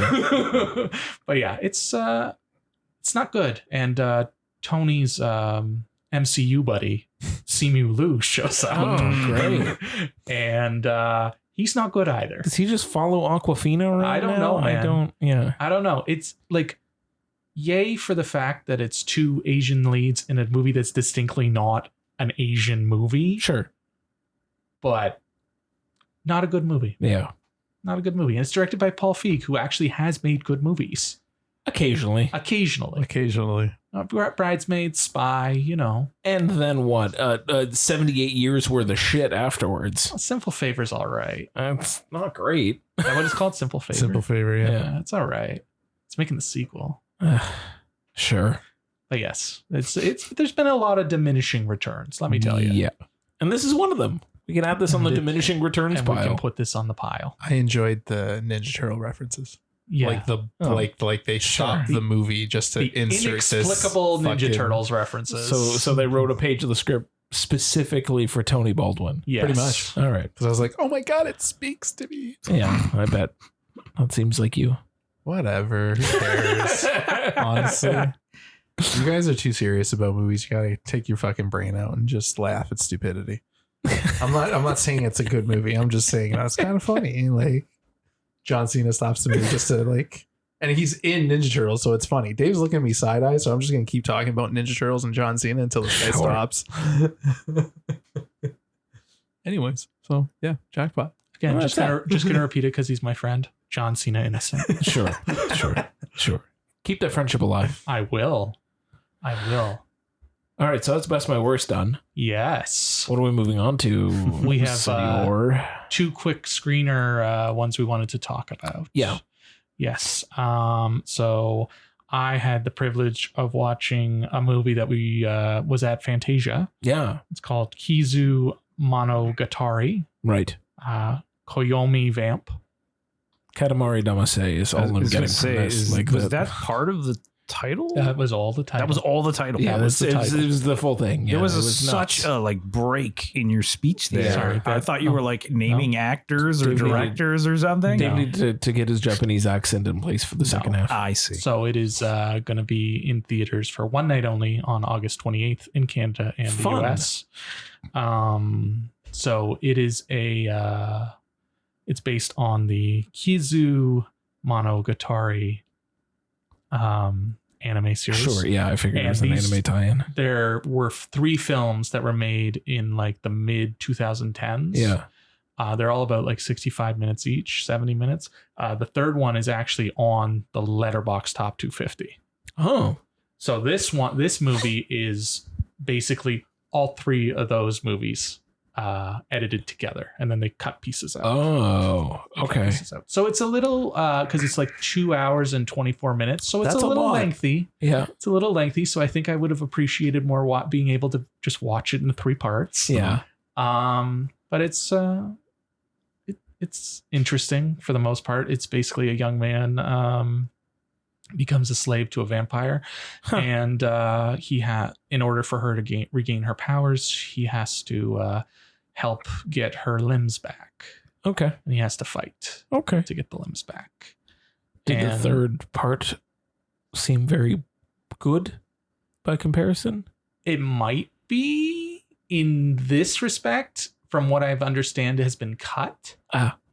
There's a little bit that's cut that I probably would have appreciated still being in there, but also it just kind of drags out because what you expect to be the ending is not the ending. Interesting. It goes for another okay. 40 minutes. No. It's one And of because those. That's excessive. And because it's a Japanese anime, there are 2 female characters, and their breasts are much too large for their bodies. Voluptuous. Oh, no. Much too large Are for their those bodies. some of the body parts he needs to get back? No, he doesn't need to get those. Those are there the whole time. He doesn't need to get those ones. There is a scene that features excessive decapitations. Nice. So that's interesting. Yeah. That's the one you need on the poster. Just Right. Excessive decapitation. Right?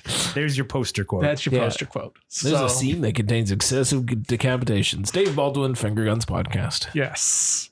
So it's interesting. I would like to watch the other 3, but for fans, they might not be big on it. But if people want to go and experience this One night anime only. series, One night only, and Was that a Wednesday? I think so. Wednesday. And you get, well, we're shooting this, we're doing this in advance, but I believe the day it's going then this live comes is out. the 28th. Okay, so rush into the theaters. If you're listening to this, you've already missed it.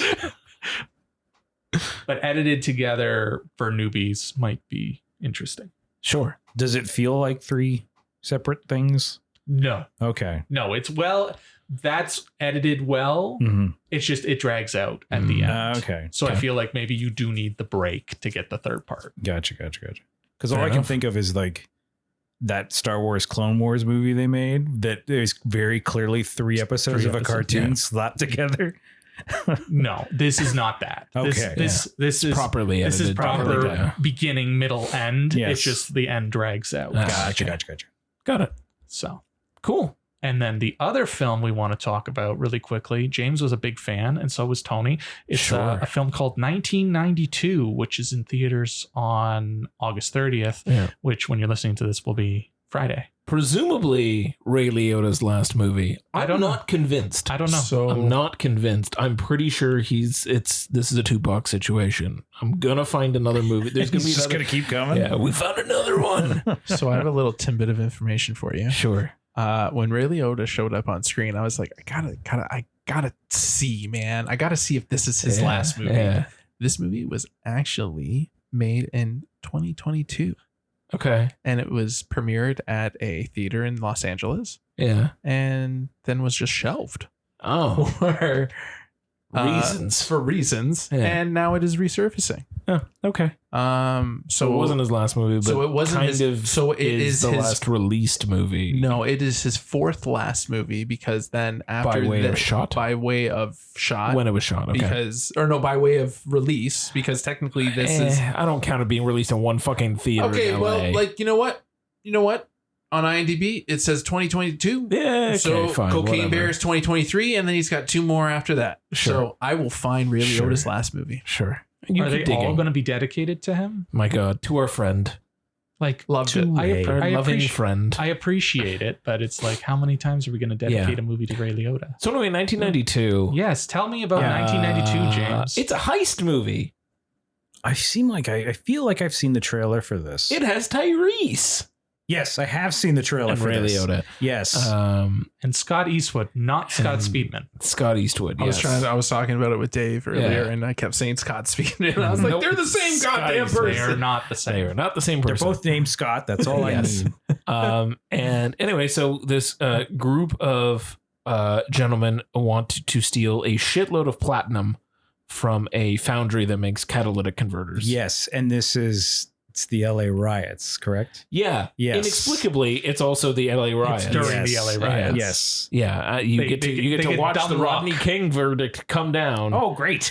and then the whole city goes to shit. Yeah, it's dumb luck that they want to do the heist. Yeah, because they were Just like, this attack. Well, it wasn't. It wasn't even dumb luck. It was just they weren't gonna do the heist, and then that happened, and they went, "We're gonna do the heist." Got it, We're got it. like, "Yeah, this is the chaos that we need." as long as they didn't cause it. No, they did Thankfully. not. They did not. It was a car full of white guys. Ugh. Super convenient. Yeah. Anyway, There's one black gentleman in the car. This is true. Yeah, he gets his leg crushed by a forklift. Yeah. Yeah.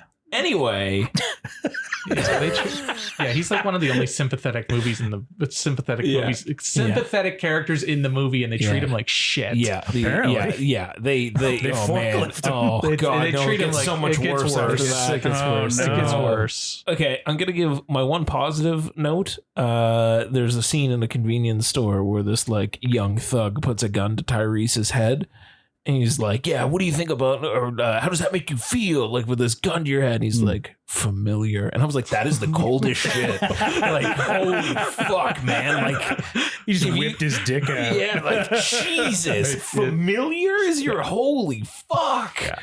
And the rest of the movie's fine. Hmm. It's 96 minutes long, Yeah, and it takes about 55 to get to the heist. yeah. Okay, Yeah, before they're okay. even inside the factory. Yeah. And also 1992 conveniently is a security code. Yeah. Convenient. The password is password. Yeah. Listen, Yeah. listen.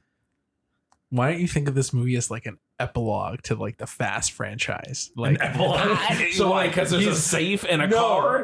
honestly, honest to God, like Tyrese was just channeling like Roman, and he's all like brooding and shit. Look at like think of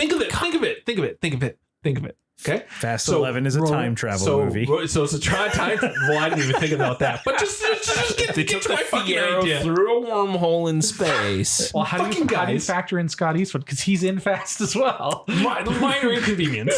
Anyways, so you get it. Roman is the sole survivor of the Toretto clan, and he's all Sure. like brooding and shit because like his Right. entire family's gone. Yeah. This is why they're stealing DVD players. This is why they're Right. still right. And then he is literally just like he Zapped to the past.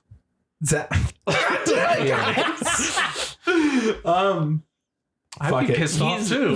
the least Tyrese in this No, movie. he is super Tyrese because he's all like Oh. fucking brooding. He's like one step away from becoming Bruce Wayne. That's how much he's brooding. Like, Oh, wow.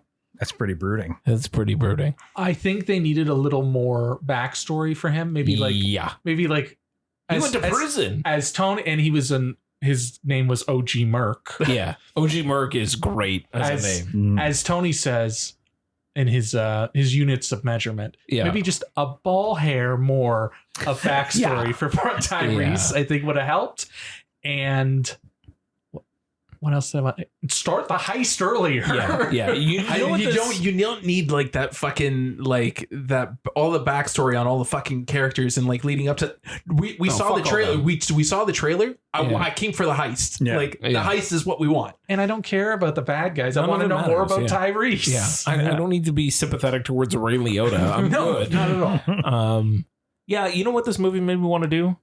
Watch Ambulance. I just fucking saw Ambulance. That movie is ridiculous. It's ridiculous. Yes. So good. But it's ridiculous in a way, in the way that you want this movie to be. Like, Not enough this movie's silly. It's a silly premise. Like, you're going to steal fucking platinum out of a safe during the LA race riots. Like, what? That sounds like a better premise You still for take Ambulance. 55 minutes to get to the fucking heist? At least Ambulance had the wherewithal to get to the heist within 10 minutes of that movie. That's true. And I had enough backstory to care. Like, I knew that It's guy true. was a veteran who was struggling. Like, I had all the things I needed. All the Yeah. Well, pieces they're were in veterans in place. this too. Unfortunately. But you barely Who barely fucking catch. cares? Yeah. You barely catch. I thought the riot scenes were pretty good. I thought the riot scenes were good. I don't like they didn't serve much of a purpose to this movie other than No. just a plot driver. Yes. Like it was just a convenience to get them to do things, but Yeah. like it had no other point. Like other than there was a race riot in LA in 1992 following the Rodney King trial. Yeah. Like, yeah, we know. But it serves no other point. There was no other message to go along with it. It was just like, this was bad. It was happening. Let's go steal some platinum. Like, You say we all know, but I'm sure there's an entire generation who has no idea who Rodney King is. Yeah. maybe. But they could have. But it's not like they expound on it. No, they could have made a message or something, or Yeah. parallels or something. Yeah. Yes. It's just there. It's just there. It's just there. It's It's just just there. backdrop. like They could have swapped it for the Titanic, and it Yeah. would have been the same movie. It would have been could have very been the similar. Hindenburg disaster, and it would have been the same movie. Yeah. It's fine. It's fine. it's It fine. could have been a lot better. Yeah. And I feel like I enjoyed Ray Liotta in this, by I the way. thought Ray Liotta was pretty good. I know. God rest his soul. He was great. Tyrese was fine. Tyrese It's had just- the coldest line I've ever heard, and I'm good. It's just fine. Yeah. It's just fine. Aggressively meh. Yeah.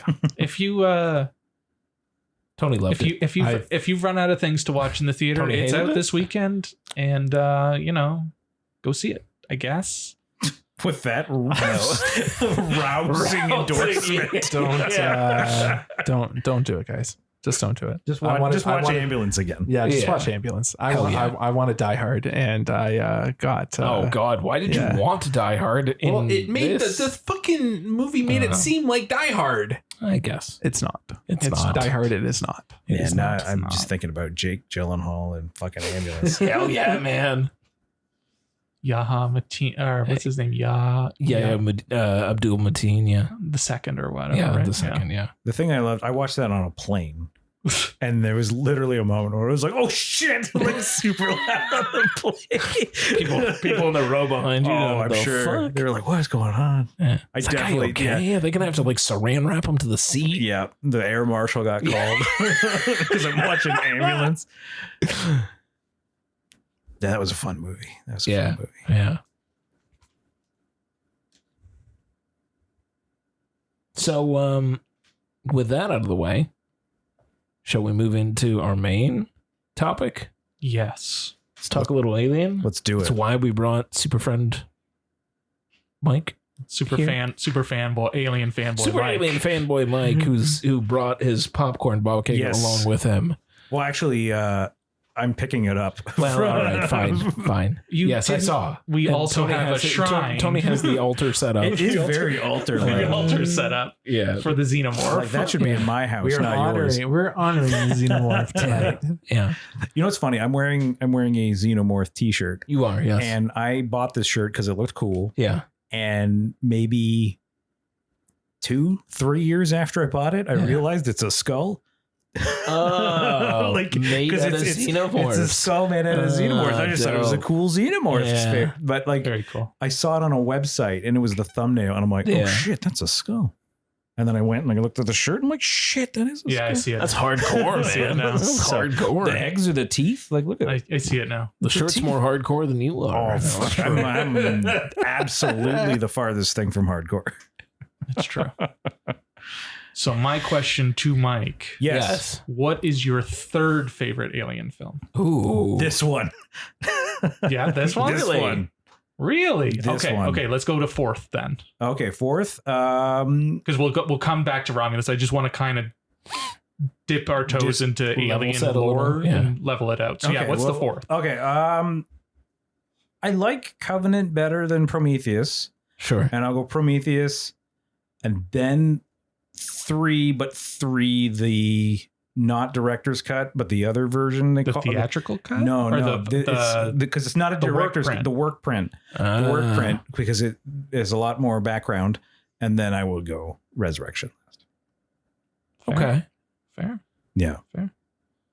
I like that you were very surprised by my initial answer. No, I was Yeah. surprised by your answer. Yes, my third is Prometheus, and then I think fourth would be Romulus, and then I actually really enjoyed Resurrection when I rewatched it. Yeah, So I put Resurrection above Alien 3 and Covenant. I think Covenant's at the bottom. Yeah. So it's fair. Fair. I guess it's fair. what about you?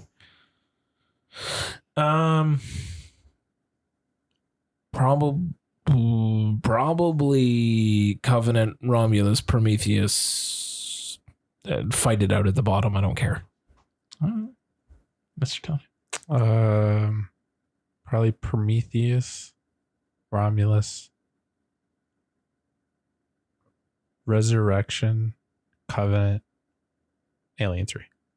Okay, so Alien 3 is basically at the bottom. Yeah. Mhm. Yeah. It's at the bottom. It's right in the bottom rails. And we're all in agreement that Romulus is kind of the mid tier. Yeah, That's fair. Yeah, I'd say so. Somewhere in the middle. That's Yes. fair. Not touching 1 and No. 2. That's Well, impossible. That's why I didn't ask what number it's- 1 and it 2 was is. impossible. Yeah. There's a very obvious reason why you did not ask what did. 1 I or don't 2 need to was. ask Yeah. what 1 and 2 is. It's like 1 and 2, and then a it's- pretty good dearth before you get Yeah. to 3. Like Yeah. it's got a good Like sizable I know it's lead. interchangeable for some Absolutely. people, Yeah. and they're both incredible films. And rewatching them, they're incredible. Incredible for their own reasons. And Like, yeah. I just love that James Cameron like sold Aliens With the dollar- with the dollar yeah. sign. Yeah. The dollar He like sign's walks up to incredible. he walks up to the whiteboard, writes Alien, Dollar. and then a dollar sign. Incredible. And they're like throws the money at Here's a him. bag of money. I'm assuming it was a bag of money. It probably It was the 80s. It would be a sack well, with a dollar sign on it. Yeah, It was probably covered in cocaine. That's what I was going to say. It was just a bag of cocaine. It wasn't even. It's this. It's the equivalent of money. Yeah, sell this, But- and there's your Yeah. budget. Yeah. But like that last bit where she says, "Get away from her, you bitch." That's so fucking good. Yes. It's so great. Everything with the Alien Queen is like one of my favorite moments in cinema, period. Yeah. That's fair. It's excellent. That's fair. So, well, let's talk a little bit about Romulus. Yes, Can we just sure. piggyback right off that line for a second? Yeah, they didn't think they needed to use it again. Why? Okay. So Enlighten me. Okay, there is a reason in the movie, like they. Okay, if you don't look at it, is in the fact that it is a callback line. There actually is a moment in the movie where they justify its use, and it's the guy who hates androids calls Andy, the android of the movie, Sure. Yeah. a bitch. And in that moment, you see Andy go, oh, okay. And then in the movie later on, he says, Sure. get away from her, bitch, because Yeah. that was an insult that was hurled at him earlier and he absorbed Sure. it. So there, again, I'm not arguing for its inclusion. Because even I can go, ha, oh. Yeah. that was like my Yeah. reaction. Yeah. Where like if he had said get away from her and then stop there, I would have been happy. Yeah. Like because then it was like, ha, I see your wink. And then it was like, oh, that's more than a wink. No, that's just straight up cribbing. Yeah. So, I mean, there's a difference between, there's like if it can be done well. You know, like the callback lines. Perfect example, what we were talking about before, Prey. Yeah. They include, if it bleeds, we can kill it. And it's done organically and well. Yeah. Yeah. And agreed. It's also because Prey is excellent. Still haven't seen it. It's what? It's so good. Still haven't seen it. It's really good. I'll get there. What? I'll get there. How have I been the only one that saw Prey? Do you know the laundry list of movies I've seen and you haven't? I know, but this one, this one is baffling to me. Yes. In my defense, I wanted to watch all the Predator movies before I watched it. Sure. And I had COVID really badly, and I only got through Predator 2, and I was like, you know what? I've had enough. Okay. You know what? There's a really good Predator 2 reference in Prey. Yeah, there really is. We saw the Predators together, or the Predator. I saw the Predator together. Yeah, I'm pretty sure I fell asleep. He was there. Yeah, Shane Black. That was that was cuckoo bananas. That was Taco Taco. Yeah. Oh, good times. Good times. Taco Taco, because he got in deep trouble for having his buddy in that movie. Oh yes. And his buddy was like a sex offender or something. And they fucking gaslit Olivia Munn at the fucking premiere. Yup. Yeah. And then they cut that scene, and it was her introduction scene, and then her character makes no sense when she shows up. Yep. Mm-hmm. But anyway, Alien Romulus. Yes. Alien Romulus. And including lines from previous movies. Yes. So we'll get into the spoilery bits later, including the part that everyone's talking about. Yeah. Because I don't want to talk about that if you haven't heard what it is yet. I don't want to spoil it for you. Let's keep it. I was very glad because I spent a lot of time in like alien subreddits and stuff. And the one thing I found out about this movie, like early on, like that leaked out, is literally the first thing that happens in the movie. And I was like, yes. So I'm good from here on out. Yeah. Yeah. So this one takes place between Alien and Aliens. Correct. Yes. And it's like Nostromo. It's 20 years after Nostromo and then like 37 years before Aliens. Yeah. And it takes place originally it takes place on a mining planet. Correct. Where Rain and her android brother, Andy, are basically slaves. In the mines. And they cannot they can't leave. They're corporate slaves. Slaves. And then her friends bring her over because they need her help and his help. Well, more specifically, his help to get on a starship? A starship that has floated into the orbit of the planet that they're on. And it has cryopods on it. Yeah. So they can use them to get to the next free planet. Free planet. It's 9 light years or something. Travel distance. 9 years of cryo sleep, whatever it is. But yes, 9 years of travel to a free star system. And of course, it's not that simple. No. Because it never is. I do need to ask this question, though. Sure. Because it bothered the fuck out of me. Yeah. If they're not allowed to leave. Yeah. Why did they just take off in a ship? Why did they just take off in a ship and nobody said anything? Well, I think I did notice that. I did. It was like, why is no one's like... Why is nobody stopping them? There's literally no... no acknowledgement from anywhere else on the planet that they're leaving. Yeah. I mean, I guess there must be a reason for these ships to go up in the first place. Because that would really fucking... I was like, why are they allowed to go? Like, I get from the sense of like their ships... Because the whole reason they're going up there is to get the cryopods. Yeah. So the ships are obviously not designed for long haul community or traveling. So I think that's the reason why they're just like, let them go. Where are they gonna go? They're gonna be dead before they hit to the moon. Maybe. Yeah, I think it's probably something like that, but still, there's a stunning lack of oversight on that planet. There was one shot where when the ship is taking off, there's a silhouetted shot of a guy in a hat looking at the ship as it goes up, and I'm like, oh, that's going to be important. It was not. No, it does not. There's no acknowledgement. They're just like the ship is taking off. There's like these fucking burners firing down to the ground. Just the mine people are just like walking past casually. Whatever. Yeah, I gotta make sure I don't die in the mine. Yes. Which apparently is very common. Very Yeah. common. Incredibly Yeah. common. Yeah. Very common. This is the kids that yearn for the mines. Yes. Beginning of the movie. Well, that's the whole thing with the kids is every single one of them is an orphan Yeah. Yeah. because their parents have been Died all in the mines. killed in the mines. Maybe stop the mine. Yeah. And It's for the good of the company, though. Yeah. It's for the good of the It's all company. for the Wayland company. Yutani has no limits. Fucking Wayland Yutani. And shit gets real. Shit Yeah. gets real. Yeah, shit gets real The on the LA space riots station. happen. The LA riots on. Shit gets real fucking Yeah. quickly. Yes. Yeah. And I guess scene, because this is where Fede Alvarez dips into the lore. Yeah. And he kind of cherry picks what he wants. So it For feels sure. like it feels very fan servicey. It does. Feels very fan does. servicey. I will say that, and again, I'm trying to keep this before we get into other things that we do need to talk about that we won't right now. Aesthetically, it's great. Yes. Yeah, I would say the aesthetics are great. Yes. He fucking nailed the aesthetics Mhm. between just like ship design, planet design, and then also that space station design is and I feel like maybe you and I might be the only ones that have played it, but Alien Isolation There is a huge Alien it's- Isolation yeah. reference in there. yeah. The The save phones. stations. Yeah. Yes.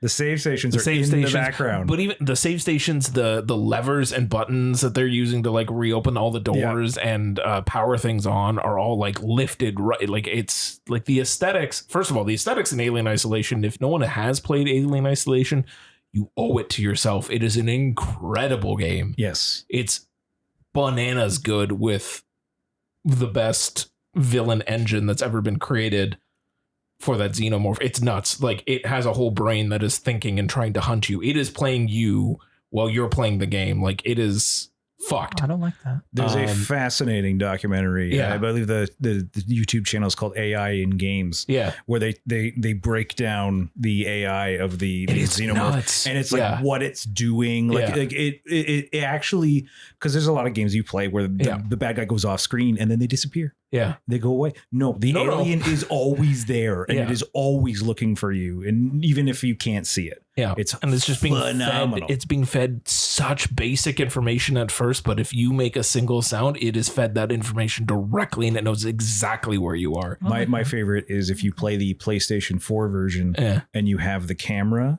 you can turn on a mode that if you make noise in real life, it will find you. I don't like No, I don't like that. It's I don't like fantastic. that. I don't like that. I sneezed and he found me in a locker. I don't like that. Yeah, it's I don't also like a game that. where you aren't safe. Yes. It doesn't matter if you hide, you're not safe. I don't like that. Anyway, Don't like that. I like, aesthetically, Yeah. yeah. The drinking bird, as soon as the Yes. drinking bird showed up at the Yes. beginning, it was like this. yes. They know what they're doing here. And I like that the Colonial Marine, the guns, The auto aim gun, yeah. the auto aim Yes. is Yeah. awesome. Yes. That's a very video gamey thing. Yeah. But they're white, like Yeah. the Nerf guns. Yeah. I was like, oh, that's awesome. That gun is coming out too. I've seen the like pre-order stuff for it. With the auto aim? for the new, well, no, yeah, it comes with the auto aim. Yeah, for a new Nerf. there's one? a new one. It's because it's the new gun, so Oh, the Romulus I gun. I can't afford another one. God damn it. Send me that pre-order just in case. Yeah. I have, I'll have to I have find it. the Yeah. I have the alien one that came out. Aliens Yeah. one. The one we were And- just talking about. Exactly. And Melissa needs one too. So Of course, Fair. Of course, fair. Yeah. Well, if Quinny needs one. you can give her the auto aim. There you go. yeah, oh, yeah, Yeah. definitely give it that way. But So go, Tony. No, you talk. You no. haven't said anything. no, it's good. It's good. Go. So we were talking. You guys are talking about Drinking the, birds. Yeah, the aesthetic, Yeah. and the callbacks and Yeah. stuff. I think the xenomorphs look awesome, Yep. Mhm. but I think some of the CGI is bogus. Oh, yeah. Not including the thing we want to talk about. No. But, like, yeah, no, I agree. The 0G Yeah. acid thing. Yeah. Cool scene. It looks like trash. Yeah, it's not very good looking. I felt that the 0G blood was not as bad. It was what led up to the 0G blood Yeah. didn't exactly cut the mustard, but Yeah. Most of the times that they were straying away, like it almost felt like you were like, oh yeah, like they did a lot of like real good practical work in here.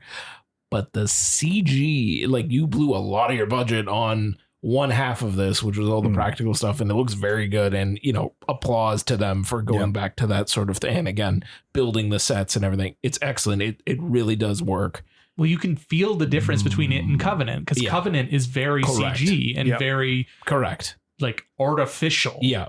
Versus Prometheus, that's not artificial. Correct. But this one, you can feel it and you can see it, and it's tangible. So Very tangible. I give it mad respect for that. Mad respect, but the CG falters, I think, because they blew their budget on the set builders instead of on the CG artists. But yes, I have another point I want to bring up, but I want Tony to speak now. No. I have nothing to add. You guys have been hitting all the nails on the head for sure. Yeah. What do you think of the android being coded autistic? oh, I mean, sure. Right. They went about it in a way that was like, coded autistic, but was just like, It's it was definitely kind of like a malfunctioning. disability. Yeah. It's like a disability metaphor. Yeah. Yeah. And still getting into, but I mean, at the same time, it does also deal with like, he can be fixed, which is ick. But so if you choose to view it in that lens that it's like autism coded, the fact that they're able to fix it with just a simple patch is kind of a little, but I get what you're saying. I thought it was a little icky as well. Yeah. I think he's very good. His name's David Johnson.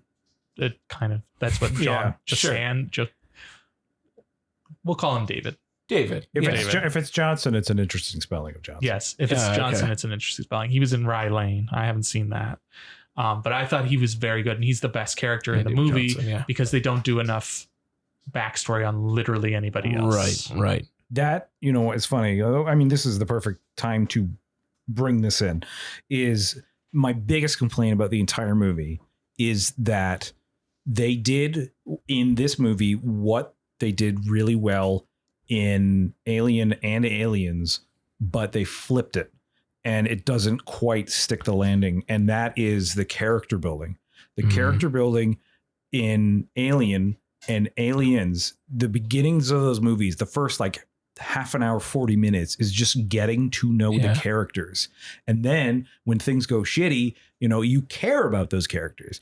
And then in this movie, they spend the first 30 to 40 minutes, instead of fleshing out the characters, they flesh out the world. And they do a really good job of fleshing out the world. Man. And I loved it. I loved what they did, but it doesn't, at the same time, it doesn't really get into the characters. Yeah. And that's one of the things that, like, when I look at the other movies that are less successful, they don't include that thing. Like a perfect example, Tony, in Alien, who does the alien pop out of? John Hurt. What's his character's name? No idea. Okay, well, his name is Kane. Yeah. Dave, Alien Covenant, the guy who has the backburster. What's that guy's name? Yeah. You remember anything about that guy besides the backburster? No. Yeah. No. The only guy I remember was the guy who went to take a leak. Yeah. But like and that does, it's not as bad in this film. Cause like you said, David, Andy, he's the best fleshed out in the movie. He's so fleshed out. And like, then he's not quite Rain- David in Prometheus and Covenant. Sure, but he's still very fleshed out. And then I would say Rain is the next best fleshed out character. Yeah. But we're not in spoiler territory yet, but this is an alien movie. There's going to be a chest burster. Yes. The thing I knew about the person who is chest bursted is that they are a pilot. Yeah. And that's it. And good at computer. Yeah. Good at pilot. Yeah. And that's it. But again, there are fleshed out characters in this movie. They're just not as fleshed out. Some you don't really given care. the backseat. You watch Alien, and by the time the alien pops out, you know all of those characters. You know their motivations. You might not know their names, Tony, but you do know those characters. Yeah. And I got Ripley, Dallas, Ash. Yeah. And then Ripley and Dallas. That how am I supposed to know character names? That's fine. That's I would have remembered Kane. I've seen them a shit ton of times. But like even characters in Aliens, because Aliens is is an ensemble, but it is Yeah. also they laser focus character on certain characters like Yeah. Hudson and Vasquez. Yeah. But like, you know, there you still get to know some of the characters. Like, even Apone. Apone is amazing, and I always was very sad that Apone goes out very early. He does. But also, I mean, even Spunkmeyer gets a big moment, and it's not just because his name is Spunkmeyer. But like, there could have been. Yeah. You don't care when Yeah, they you start just getting don't picked care. up. when you they don't start getting care. picked up. Yeah. Yeah. There was a couple characters I cared about, and thankfully those are the characters the story focuses on the most. Sure. But yeah. I was hoping for more That's fair. like more building on everyone. That's the thing. I do think that X-ray thing was cool though. The It was X-ray a very thing was cool cool. It's in the trailer. Yeah. It's in the trailer. I think it's really cool. Yeah. It was also Chekhov's X-ray gun. But Yes. yeah. The second Yeah. she looked at it, Yeah, like, I it's was like, oh, look at this. that's gonna come back. Oh, Yeah, if Yeah. you hadn't seen Maybe the trailer, even if not seen the trailer, you know where Somebody- this is going. somebody's Yeah. bones will be seen at some Yeah. point. Yeah. You know where it's going. And I thought it was cool that they finally showed where the xenomorph comes out of. Like it's very Oh, vast. yes, like, yes, 'cause- like it like kind It of like makes a its little cocoon cocoon, thing. Yeah, because they Yeah. in every other movie, it's chestburster, and then there's an alien. Yeah, Yeah, runs and away then, for a and while, then they and then find it the comes skin. back. They Yeah. find Yeah. the skin, and then They actually show. show it. It's Yeah. like obscenely vaginal. Yeah, Like yeah. I know Yeah. super it's vaginal. gross. Yeah. Like I know that it's always been coded as like a pregnancy thing. Yeah. Yeah. Or like a pregnancy metaphor, and that's why the guys don't want to are so terrified because it's Yeah. a pregnancy. Yeah. But it's like very, very blatantly vaginal. Yeah. Yeah. And also, they make the face huggers as incredibly phallic as they possibly yeah, could. yeah. Like way more those than are usual. those are just scrotum bags Oh, on yeah, the yeah. side. Like Yes. Like all of like the sexist or the sexual undertones and all like the philosophy you can pull out of that. yeah. It's very blatant in surface. this Yeah. one. It's not surface here. It's very, Yeah. very blatant. Mhm. Yeah. But still cool that they have that's kind of like the only real Yeah. addition Yeah. to the canon versus like him playing in the sandbox. That's Sure. like one of the only things he actually introduces, yeah. which I kind of thought was cool. Well, there's one other thing, but we can get into Yeah, that. we'll get there. We'll get there. I also I don't know if I was the only one who experienced this. Maybe someone else can back me up on it. But for non-fleshed out characters such as Pilot and Pilot's boyfriend, Yes. and etc. Rain's boyfriend. Well, yeah, Rain's boyfriend, Rain's tall ex-boyfriend. boyfriend, Ex-boyfriend. Ex-boyfriend. Okay. Rain's ex and pregnant woman. Was it actually the pilot's boyfriend? Because they make it's pretty clear whose baby that is. Yes. Well, I did want to touch Yeah. on that when we got into the later area. We'll get to that. Yeah. No, but especially with Pilot, let's go with its Pilot's boyfriend, or at least Okay. Pilot's buddy. Yeah. The audio mix was brutal at points in this movie. Yeah, his he accent was bad. Almost impossible to understand. Like he would say a line that was like, did you say something? Mhm. Like to your point when you mentioned that there was like, you know, like he called Andy a bitch. I might have honestly not even properly heard that. That's entirely For that possible. character, I don't know why he was given a lot of lines, but mixed to garbage. Like he was in the background behind the score. I was like, what are you? Yeah, he has an accent too, and it's bad. It was, I thought it was just me. I was sitting there in the movie and I was just like, am I like, is this guy supposed to be subtitled? Like, I can't fucking understand this guy. No, Like, We've you're been right. spoiled. We've been Yeah. spoiled by subtitles. that's it. Yeah. I was just thinking I should get the Cineplex cup holder thing with the Oh, yeah, viewfinder yeah. to That's read so the subtitles in the back. Anyway. But even we saw it in AVX, which Yeah. had great sound. Like the sound in that movie, Atmos, baby. the sound design in that movie is very, very, very good. But Yeah. he's remixed to shit. Yeah. He sounds terrible. Yeah. Barely intelligible. Yeah. Maybe they couldn't get him for ADR. Maybe just not. only It's his just on-set raw, stuff. on-set audio. Ugh. Just Maybe, boost the levels. Yeah. Maybe not, but Yeah. yeah. Like there's some nitpicky things I could get at, but as a fan, I think it's a better fan servicey movie than Deadpool and Wolverine. Yeah.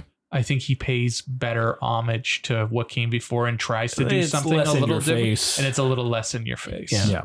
than than Cameo City and Yeah. and all the jokes because you know all the movies. Yeah. Type thing. Yeah. You got nothing? Or you're just waiting for the spoiler talk? Probably waiting for the spoiler talk. Okay. All right. Okay. Shall we so ring that bell then? before we get to the before we hit the bell, like overall thoughts. Did you like it? I liked it. Yeah. Yeah, I mean, I don't love it. I liked it enough. I think it's good for what it is. It's a good time. I could recommend going to the theater to see it. Like, I had a good time. I didn't think it was the best thing ever.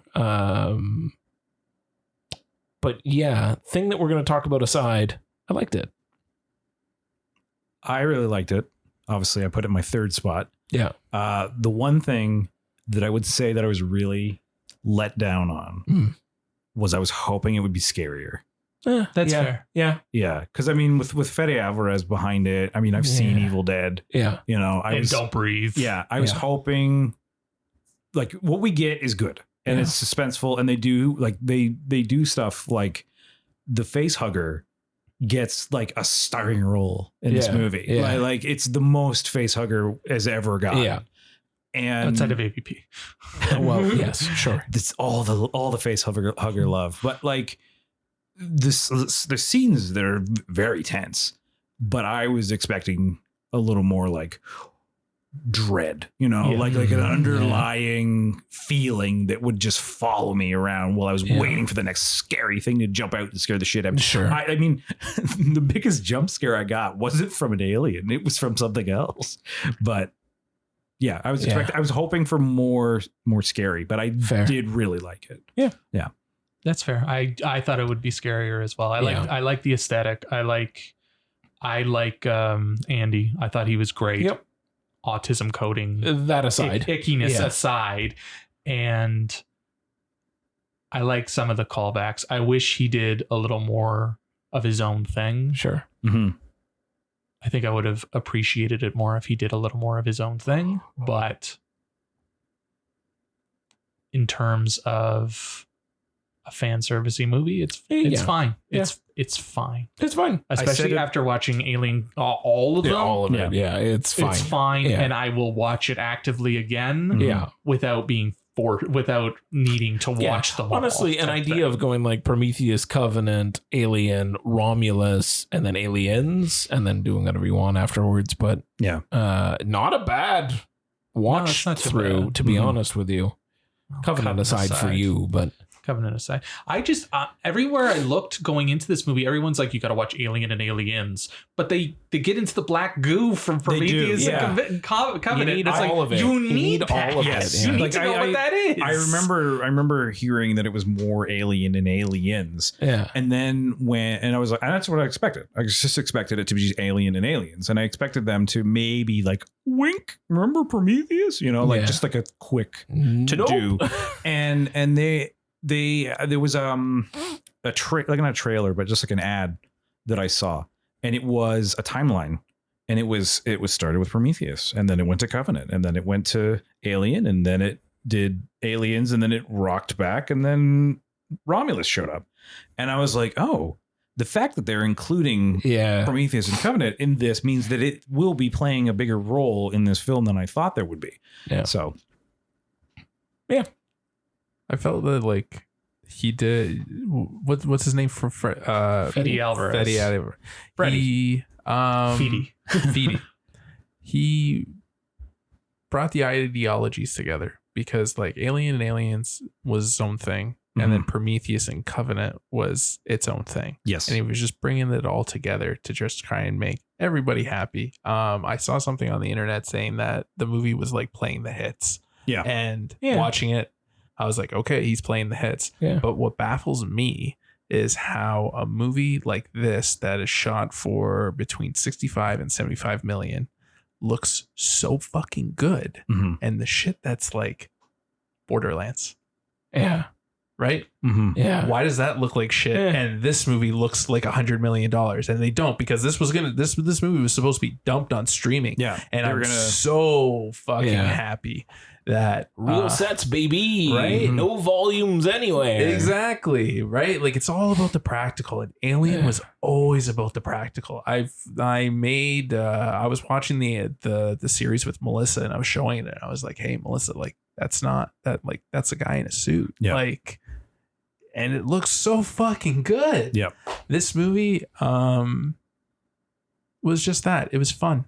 Like it wasn't anything special. It wasn't like trying to reinvent the wheel. It wasn't trying to do what Prometheus was trying to do. And it was never going to be Alien or Aliens, right? Well, if you came in expecting it to be Alien or Aliens, you were definitely going to be disappointed. But he brings it back to that haunted house on a spaceship. Yep. And that is what Alien and Aliens was, right? And I appreciate that. And I can't wait to show Melissa this because Melissa's going to love it. Nice. Do you want me to ring the bell? We're ringing a bell. So we can talk about the elephant in the room. Sure. Yeah. So if you don't want to be spoiled, this is the part to jump off, and we appreciate you staying this long. Yeah. We got nothing for you after this. You don't have to jump back in. It's fine. Yes. It's just this. Yes. And it's not. It might go as long as Deadpool, but hopefully not. Yeah. But thank you for listening, and we appreciate you. And there's going to be lots of TIFF content coming. Absolutely. So buckle the fuck up. Yeah. Yeah. But until then, have a great rest of your summer, and we'll see you soon. Absolutely. But if you're still here, it's time to talk about the spoilers, and I'm going to ring the bell. Thank you. Wee-oo, wee-oo, wee-oo. Excellent. You got to see that live. Thank you. did. That was Is it something magical? It's magical. The staring at the ceiling while he did it was a nice touch. He always does it. Why? I don't know. He can only channel the spoiler bell from the heavens. So he's got to look up. Let's talk about this fucking elephant in the room. Is it the resurrection of Ian Holm? And it looks like fucking what's that stupid thing that they do on the internet now where they Deepfakes? it looks like It is a deep fake. No. That's because it is, Dave. awful. That's because it is. Like the CGI, not like when I was talking earlier about the zero G. Yeah. That's passable. This not passable. This is beyond not passable. It's also This is showing its budget. abhorrent. It's fucking ugly, is what it is. It's It's Ian- ethically devoid. Ian Holm has It's- passed away, right? Yes. Oh, yeah. Okay. Yeah. Yes, he is very much dead. Okay, I didn't know. I didn't know. I forgot. He died. So Did you just think he was like de-aged and he was in the no, movie? like I knew. I'd almost assumed, but I needed to know why it looked like that, and I was like, okay, like they're trying to. Because I'm not thinking that he's passed away yet. Yeah. When I'm seeing it, I'm just like, okay, well, they kind of have to make him look like how he looked back then. He can't, like, you can't bring that character back and all of a sudden he's aged because that's not how space works. But it just Or androids. Yeah, Or androids. How space works? You don't age in space. Well, you age In differently, space, nobody ages. Nobody ages. You age you can't hear slower, you do you scream. not? Or, I don't know. Let's get. I guess you're going with like the cryo sleep thing where you don't age when you're in cryo sleep. Chris, I wanted to say Chris Hansen, but that's the Catch a Chris Predator Hadfield. guy. Hadfield. Yeah, That's yeah. what I'm not thinking. thinking logically when Let's I'm get watching a him. fucking alien movie. Let's be real. I just don't know why. Like, I didn't hate the whole Grand Moff Tarkin thing back in Rogue One, but that movie was from 8 years ago, Mhm. and somehow it looks better than this. It does. Is that a different budget though? It did, and they also did a full face replacement with that one, whereas this is literally a deep fake. A deep fake. Beyond that, I was thinking about that a lot, actually. I was thinking about the idea of sort of resurrecting people from the dead, essentially, to play a character because they were a character in the movie.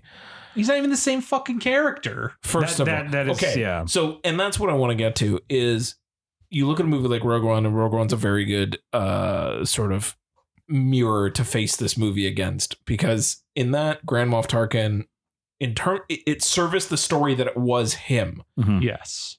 because of, like, you know, the emotional drive that Ben Mendelsohn's character had was all because of that conflict that he was having with Grand Moff Tarkin and the power struggle that was going on with who's going to take control of the Death Star. There was a literal point to it. And they only used it briefly. Yeah, in like 2 or 3 scenes max. In this, what the fuck does it matter that it's Ian Holm? Literally put any other actor in there. Anyone.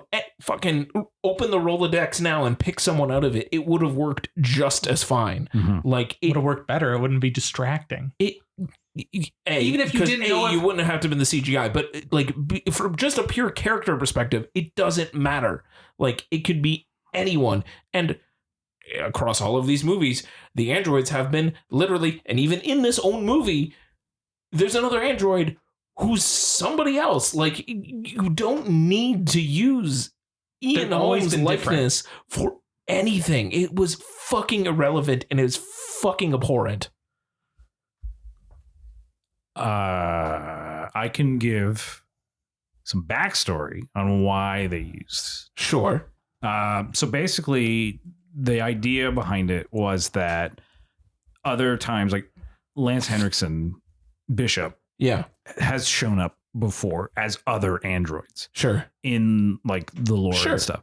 So, and obviously David and Walter are both played by Michael Fassbender. Fine. Obviously, different circumstances. They use the actor all again. Of these people are alive. He was alive in both cases. So like a bit of a different, but the idea behind it was Ian Holm never had his repeat performance as an android. Okay. And that was the reason why they wanted to use him. Yeah. They did check with his family. His family was over the moon about it because apparently as Ian Holm got older, people stopped hiring Ian Holm for movies. Sure. And he wasn't super happy about that, obviously. This was the thing that he loved doing, and he wasn't getting to do it as much. And apparently he really loved the role in Aliens. So when they came to him, the family, with this proposition of, you know, do we want to include him? We want to do this with him, blah, blah, blah, blah, blah. They were all about it. Sure. So again, that doesn't take away from anything you said about like why couldn't they have used a different actor? Yeah. But that is the reasoning. The methodology. Yeah. It doesn't matter to me. It's still ethically devoid, even from his family's sake. Like this goes into, you know, we'll get this. This could get into a much deeper conversation about just bringing people back from the dead in general. And I just don't like it. Even, you know, I'm giving some credence to Rogue One and Grand Moff Tarkin. I still don't like that. I still don't agree with it. Like it shouldn't matter. It shouldn't have to be the same person with a likeness of the same person. We used to cast people in different roles. Batman was Michael Keaton, and then Val Kilmer, and then George Clooney, and we just it all kind of made sense, I guess. But we didn't. It wasn't a big deal. Yeah. Well, now it's all the multiverse because now, Flash. All of those characters are different Whatever people. The Flash. Whatever the fuck. Fuck the Flash. That's why Nick Cage didn't do fucking Deadpool, because he didn't want to have to deal with that. Yeah. But even if they were going to use him again, I think they could have done it a little differently, because it looks like shit and it's distracting. And even if you don't know if this is your first trip with Alien, which, okay, cool, you have missed a lot. Yeah. But even if you don't realize who Ian Holm is, or to Tony's point, that he's dead. Yeah. It's still fucking distracting. Yeah. Yeah. It's really fucking distracting. It's a really bad job. Yeah. Like the mouth doesn't really work properly. The facial expressions are all wonked. Yeah. Like it doesn't even look human.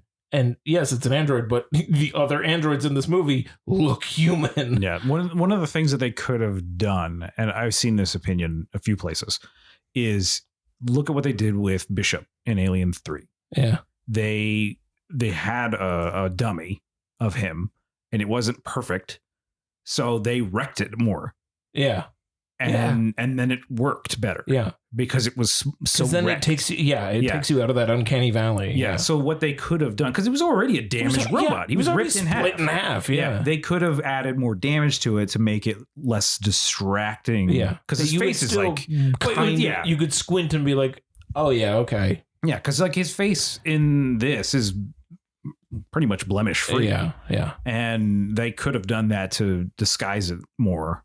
I think that would be I think that would have been better. No. And I think like you could have done the exact same thing, like make somebody sound like Ian Holm. Don't necessarily use the same voice. Well, and that's what they stuff. did with they didn't. Tarkin. Tarkin was a sound alike, but they did for what? No, I'm pretty sure they used Ian Holm's It was voice. credited. No, it was credited differently. Was it? It was facial performance by Ian Holm, voiced by someone else. Okay.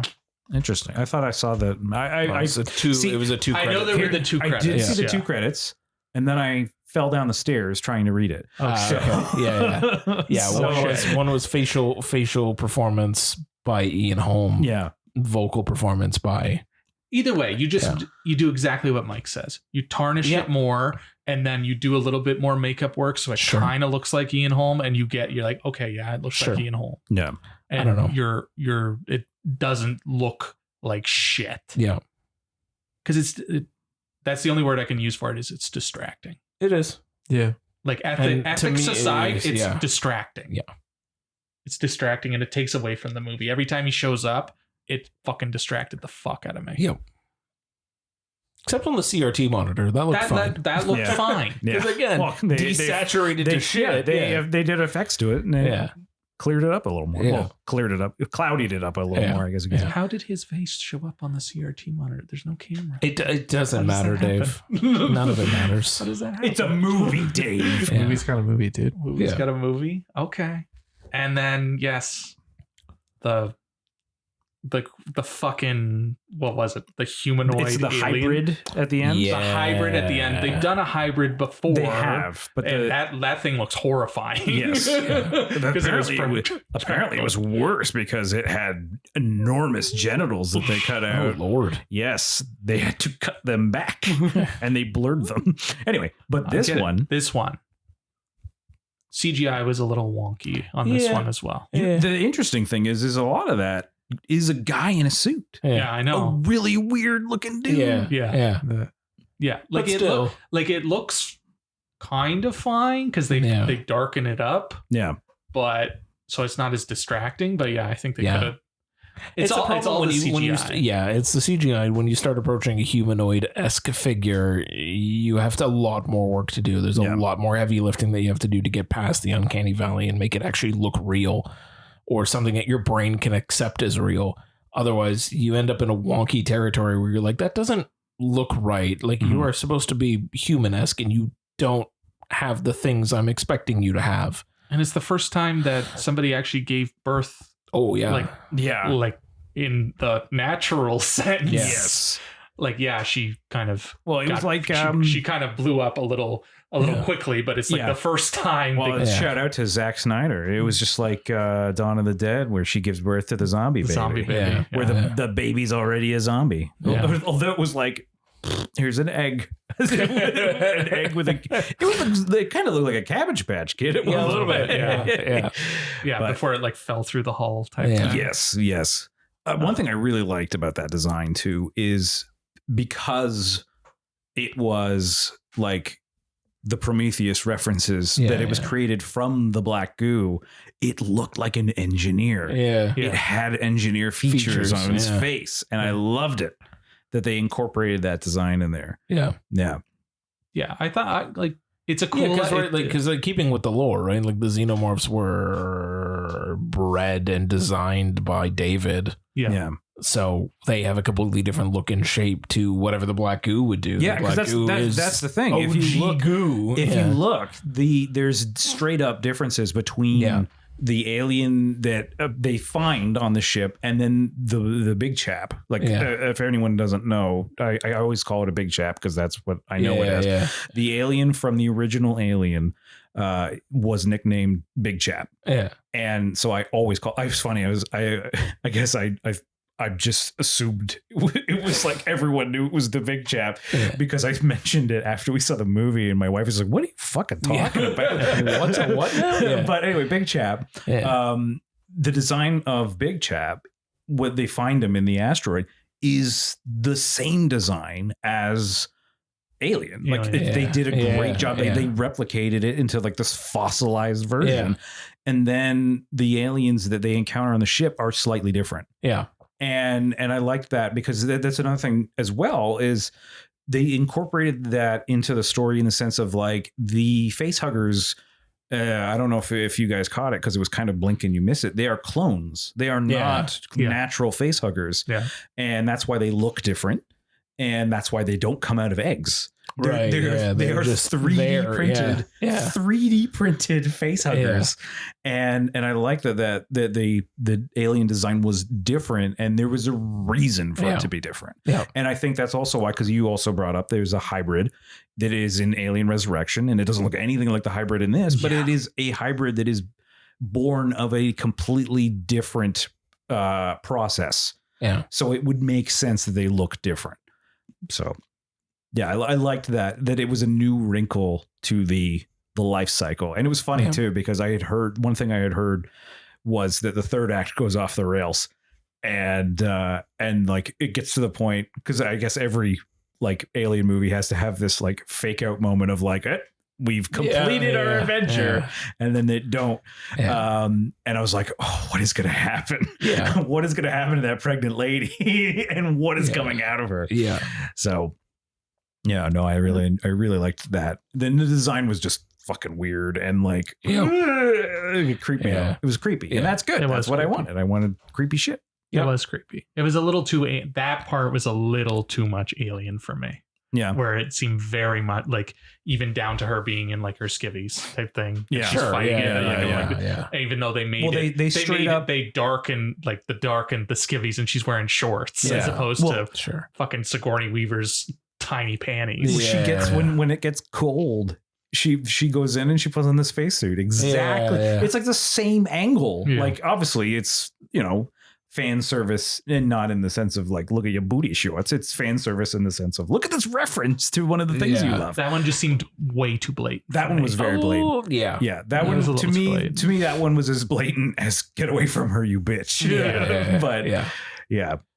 But like they play out the end, like, because I've seen Alien recently. They played out the entire ending of this movie as like an homage to Alien, because all the same beats, you guys are all explaining it, all the same beats happen right out to her blasting the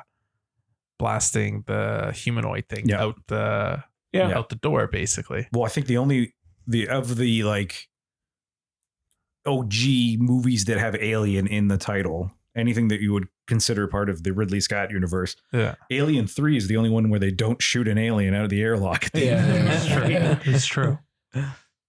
But speaking of the airlock scene, I like that like last fake out, right? When it's like she like straps herself, blasts her out, right? Yeah. And there's that last thing right when she gets out, it's like cracking at the window in the suit. I thought that scene was that part like I fucking leaped out of my chair because I was like, fuck. I was like, I knew it was fucking coming to you. God damn it. Yeah. But that was fucking cool as shit. Yeah. And like with the face huggers too, I like that they gave explanation to the face huggers of being like, they're blind, they can't, they can only hear you, kind of thing. Because that whole sequence too of them just like quietly moving through the corridor stuff, and then the phone starts to go, or the comms start to go. First of all, what? They're blind. The only thing they can do is hear you. Yeah, let me just leave my radio on. Exactly. I was yelling at the screen too. I was like, God damn it, you fuck doing? I think I'm gonna take a phone call right now. Yeah. It's like you're like this is like a movie theater phone call. Like I'm in a movie, but I can talk. Like what the fuck are you doing? Did you see the bit with Wolverine at the beginning where he tells you to turn it off? But that scene was awesome. But the scene before it, right when they start, it's like, okay, like no, that was the scene where he's like run, and then they start running, and then they get straight. Okay, because dude's an idiot. Well, dude's an idiot, but like that whole fucking scene, and then when Andy like presses the thing, and it's like you almost locked him out, right? I was like, oh, well, I figured it out. Right? It's a math. I did better than last time. I was like, fuck, Andy. Yeah, fuck. He started to show real David qualities there. Yeah. And I like that. I like that little like turn too. Yeah. I thought he was great. He was fantastic. Yeah. I like that they also like foreshadowed that they were going to leave. He was going to leave Kay in the the lobby, the cargo hold when the alien came, because they did that whole thing with Bjorn, and it's like, oh yeah, his mom, the android decided to kill his mom instead because she had a trolley problem. So, but they did it. They did it later on, where it's like, well, fuck, there's 2 of you and 1 of them, so fuck them. that should have been how he said it. Another trolley problem. Another trolley problem. But I just wish we cared more about the characters when it was happening. When he's freaking out, I'm like, I don't really care. Yeah. Well, that's the thing. Like crying about this lady, I'm like, I don't even know her. And I didn't really go when he died. That was kind of lame. He died. He got schmucked in the eye. Yeah. But his entire purpose was there. He was there to be the guy that was like, oh, I was in the military for 5 minutes. Here's how a gun works. Yeah. I mean, that was his. Like the earlier we had Pilot. He was a guy who explains how a gun works. One guy was Asshole. Yeah. One girl was pregnant. Dora the Explorer was pregnant. I forgot she was Dora the Explorer. Somebody posted that on Reddit today, and I was like, Jesus Christ. And she's in Last of Us now. She's in Last of Us, yes. And she's in something else too that I saw that's like big.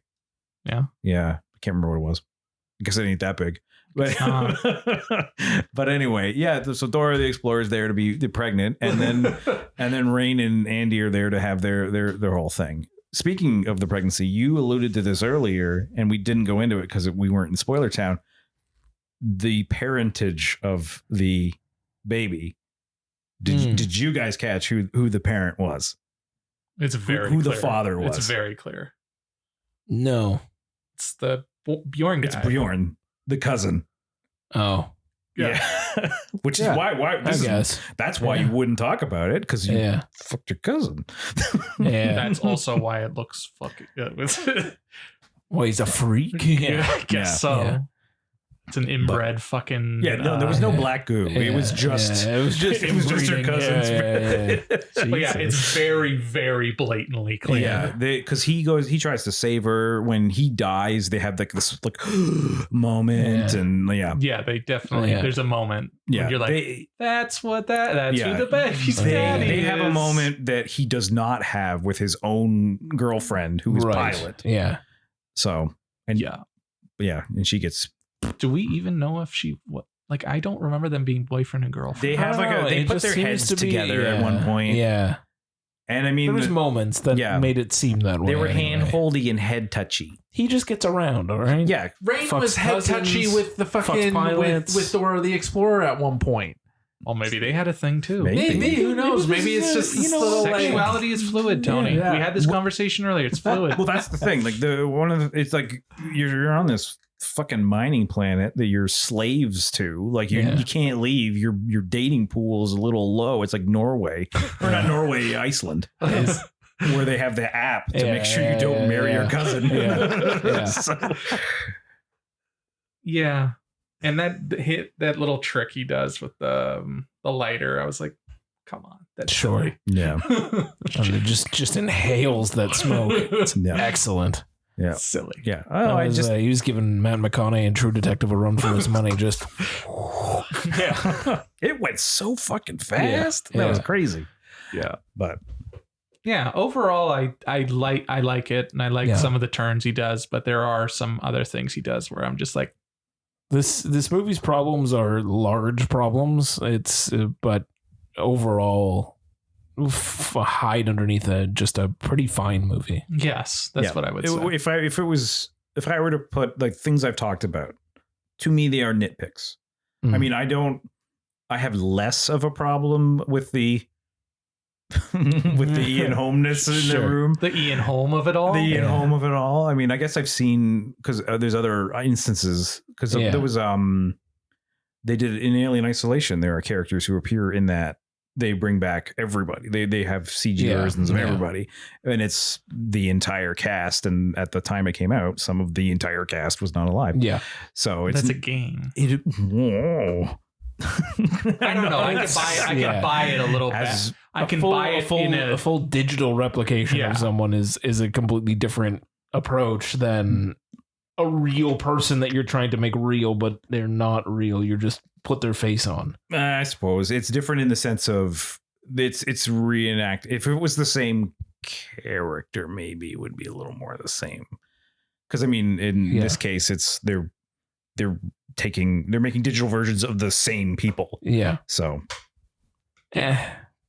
anyway, I think I would have liked it more if he was Ash again, yeah, or like a variation of Ash. yeah. Just he's just it's he's weird. another model in the same line. I know, That's- but it's just weird. Yeah. It's Yeah, strange. didn't work for me in that sense. Strange. But It took me out of the movie, I think, is the problem. yeah. Yeah. And it mostly because it looks like shit. Did you see it coming though? Was it yeah? Yeah. When I saw the fucking suit he was wearing and Yeah, the when half thing, I was like, oh, for fuck's sake. When I saw there was an android there, they Yeah. wouldn't show his face. I'm Yeah. like, they're gonna turn him around and it's gonna be in a home. Yeah. Well, I knew because all the reviews mentioned somebody being brought back, and I was like, "There's literally only one person I could think of who they would bring back for this. That's Yeah. not alive anymore." So, and I had heard that It was Yaphet Kotto. Yep. Yep. They brought Yaphet back. Mr. What's his name in Live and Let Die? I was gonna Mr. say Big? they just make Mr. him. Big, yeah. They just bring back the balloon. From Because I wanted to say Baron Samity, but he's not Baron Samity. No, he's not Baron Samity. Yeah, he's Mr. Big. What was I was literally about to say something and then I lost it. Oh, it was about the reviews and Oh, it was they very- mentioned yeah. that a lot, but I had heard that one of the one of the aliens popped out of someone's asshole. What? Yeah, that was one of the things I had heard. That's the thing you were talking about. Yeah. So I was 'Cause- waiting for it the whole time, and then it doesn't happen, and then she gives birth, was a and I was big like, I guess letdown. that's what you were talking about. Yeah, that's a big Yeah. letdown for you. I'm sorry, buddy. See, all right. I heard a different rumor that I was waiting for them to bring up, and it didn't happen. And I was so happy because it didn't need it. And I had heard a rumor that at the end, Rain was going to be revealed to be Amanda Ripley. Oh, no, absolutely not. Yeah. And I was expecting that too. I'd heard that was going to happen. And I was like, no, it's not. It's No. Amanda Ripley No. has already had her story told. Yeah. And it was told very well. Yeah. And what really sold it to me that it wasn't going to happen was the fact that he was including little alien isolation Easter eggs. Yeah. Because if it was like, if you cared enough about it to you wouldn't have brought incorporate it in that way, you would not have. No. Yeah. So that's why I was like, it's not going to happen. But like, even up to the end when she's like doing her recording, Oh, fuck. I was like, Oh, fuck, she's going yeah. to say that she's fucking Amanda Ripley. Yeah. Because the only line in because like they don't ever talk about Ripley's husband, like or the Yeah. father of her kid Yeah. in any either Alien or Aliens. And then the only thing that they say at the beginning is Rain says something to the effect of, oh, both my parents are dead. yeah. And I mean, if she thinks that Ripley blew up, that could have been, oh yeah, my mom's Sure. dead. Yeah. And my dad was with me on the mining colony. And Yeah. now Yeah. he's No, dead. you're right. Yeah. You're But right. thank God they didn't do that. And I know one of the caveats in the embargo was don't reveal parentage. So I half assumed it was coming. too. Oh God. So Well, I guess the parentage was of the baby. yeah, I assume Yeah. so. I assume so. But Anyway. I just had one more thing to say just Sure. because Mike's here. Mike, Yes. one of my letdowns with this one was there was no big swing. Okay. With the first one, big swing is it's a haunted house. Yep. And all that stuff, right? Aliens, it's turning a horror movie into a full-blown action movie. Yep. And then the third one, you have them killing off everyone from the second one and then killing Ripley at the end. Mm. Right? Fourth one, you have the clone for Ripley, then Prometheus, the Prometheus of it all. James is getting annoyed with me, so I'm going to move this along. You have everything with Prometheus and Covenant. With this one, there's no big you're swinging for the fences on a big twist. Yeah. Yeah, you would say the humanoid is your twist, but it's almost like that's where it was going to go. You can obviously see that he's smashing Alien and Aliens, the Ridley, the old Aliens ideology with Prometheus, and it's just this smashing together. You're almost like this is where it's supposed to go, kind of thing, right? Do you agree with that, or do you think that they're still following the Swinging for the fences. Swinging for the fences. When you put it that way, I can agree. I think the biggest swing is the humanoid at the end. Yeah. Because otherwise it's playing the hits. Exactly. But that's fine. I like the hits, and that's why they're hits. Yeah. I can totally agree with you on that point that there is no big swing in that sense. There's no like big like like something where you're just like it just knocks you back kind of thing, right? I think the thing with it is that it is because it is a mid quill. Yeah. Like it is. Why do we have so many fucking words for this? It's a part of a quadrilogy job. But like, I know, but at least it's not a side quill. Do you know what I mean though? Because like Yeah. with Prometheus, it was obviously an alien movie. Dave keeps saying alien adjacent, but I remember when it was coming up, it was like, is this an alien movie? And Ridley's like, no, it's not. And then you get that, right? Yeah. And then in Covenant, it's like he uses what's her name? Elizabeth. Yeah. He uses Elizabeth as his queen, right? Yes. That's the big where you're just like, holy fuck, he did that. Yeah. Like, right? In this one, you don't get that you don't get that same moment, basically, is Mhm. what it was one of my letdowns. Yeah. I think really like because it is a mid quill to Dave's chagrin, it has to play it safe in the sense of it's got to get from alien to aliens. Yeah. And it can't be too crazy. Like you can't make it like a big swing. Like you can't halfway through the movie have somebody wake up Ripley and then put her back to sleep because she's got to be asleep in the next movie. Yeah. So they did that in the books.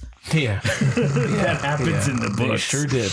But anyway, yeah. So I see like I guess in one sense they had to play it safe to just make sure that it snugly fit in between the two there. But Nice. Cool. I think James wants to wrap us up. I mean, yeah, I have to get up in the morning and it's almost midnight. is it really? Oh, good Yes. God. We just Yes. want to talk about aliens. I would just talk about Yes. it. I'll just talk about aliens all the time. That and That's RoboCop. why we had you on. Yeah. If they make a RoboCop sequel, you guys are gonna. Oh, God. Better That'd give be me a better call. than that Oh, fucking Lord. remake. Jesus Yeah. Christ. No, Dave, it's going to be a sequel, reboot, legacy sequel to that remake. God, Oh yes, no. they're gonna incorporate it so that Yeah. both happened. Yeah. Yeah, so they both happen. multiversal And then Peter RoboCops. Weller has to face off again. Honestly, Look at I would Joel watch Peter Kinnaman. Weller. I would Joel watch two Kinnaman. RoboCops Yeah. fight, just as long as they do it better than they did it in the TV show. Well, I mean, yeah.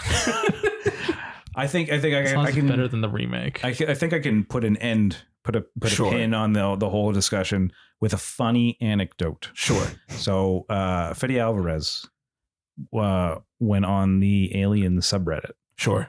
and somebody was like, "Is this a good jumping on point for this franchise?" Sure. And he responded to them, Yeah. and he said, "Yeah, I think it's a great jumping on point."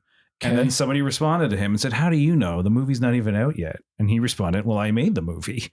So someone reported him as being an imposter, and he was banned. Oh That's my awesome. God. So he That's was awesome. banned for impersonating Himself. himself. Amazing.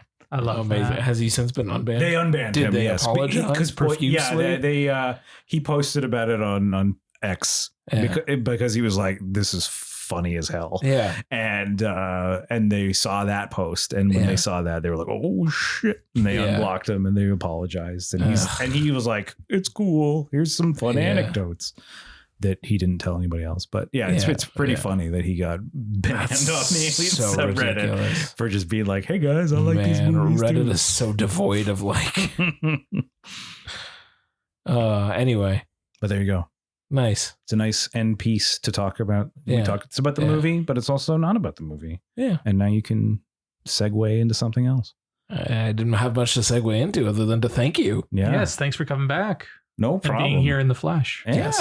It was Yeah. a lot Thank of fun doing it this way. Right? I laughed a lot. Yes. I have that's the smile point. lines. I'm surprised if it's almost midnight that I am still awake Yeah. because a child had me up before 5 a.m. this morning. Yeah. They're probably going to have you up before 5 a.m. again tomorrow. Oh, yeah. He's going to be in my bed when I get home. Yeah. Wondering where the f- you are. Yes. Yeah. Yeah. He was definitely like, Dad, where are you going? Yeah. I'm like, I'm going to go talk about aliens on a podcast. I don't know what any of that means. Yeah. One day you'll understand. Yeah. One day. There's a list of movies he needs to see. Yeah. It doesn't start with this one. It starts with Jurassic Park. don't is what it start starts here. with. Fair. Quentin's been playing with the fucking head, and I'm like, he thinks it's so cool, and I'm like, do I show him what it actually does, or just leave him with this? Yeah, just leave him with that. Yeah, just let him play it. It's easy. Got it in the sandbox. Yeah. They'll get it. They'll get it one day. He'll be like, "This is what you let me play with." Yeah. Hey man, I played with the alien action figures before I saw any of those movies. Because they're fucking cool. They were cool. Yeah. I love that they made action figures. Yeah. That's And they so were all good. like weird shit, like lobsters. Yeah. There's literally a lobster alien. It's incredible. Wasn't there another? They had wasn't no there idea like what they were a doing. human who had like alien armor? Yeah, ATAX. ATAX was the best. I had ATAX. Of course you did. The dome was a missile. Sick. It like popped up and fired off. It was Sick. so cool. I And he love it. had like a big mace hand for some reason. Sick. Yeah. Sick. They didn't know what the fuck they were doing. It was supposed to be a cartoon, and the cartoon got canceled, but they put the toys out anyway. Incredible. Should we pay homage to the xenomorph as the candles are still going? They are still. It's become more of a shrine as the lights in this room have been turned off by timers. I'm gonna take a picture of it for the gram. For the Good. gram? Good, you should. You should. But we'll be back. The next time you hear from us is going to be Alt F all the time. So get your ears lubed up and ready for that assault. Until then, I'm Jimmy, and I'm here with Big T Tony B. Fuck, I fucked that up. I'm falling asleep over there. And Sleepy Dave. yeah, and our good super friend of the podcast, Mike, the guy who talked about aliens too much. Hell yeah, but you can come back anytime. I'll Mike. be back. This is round 2. Let's go for round 3. I like that round 1 was the Super Mario Brothers movie. We have escalations. Oh God, what does this escalate to? Oh no.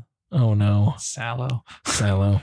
I don't know what that is. And I don't think I want to know. Oh, Mike. Oh good. I can't wait to talk about it. No, I'm going home and I'm going to sleep. Anyway, till next time, everyone. Thank you so much. Bye.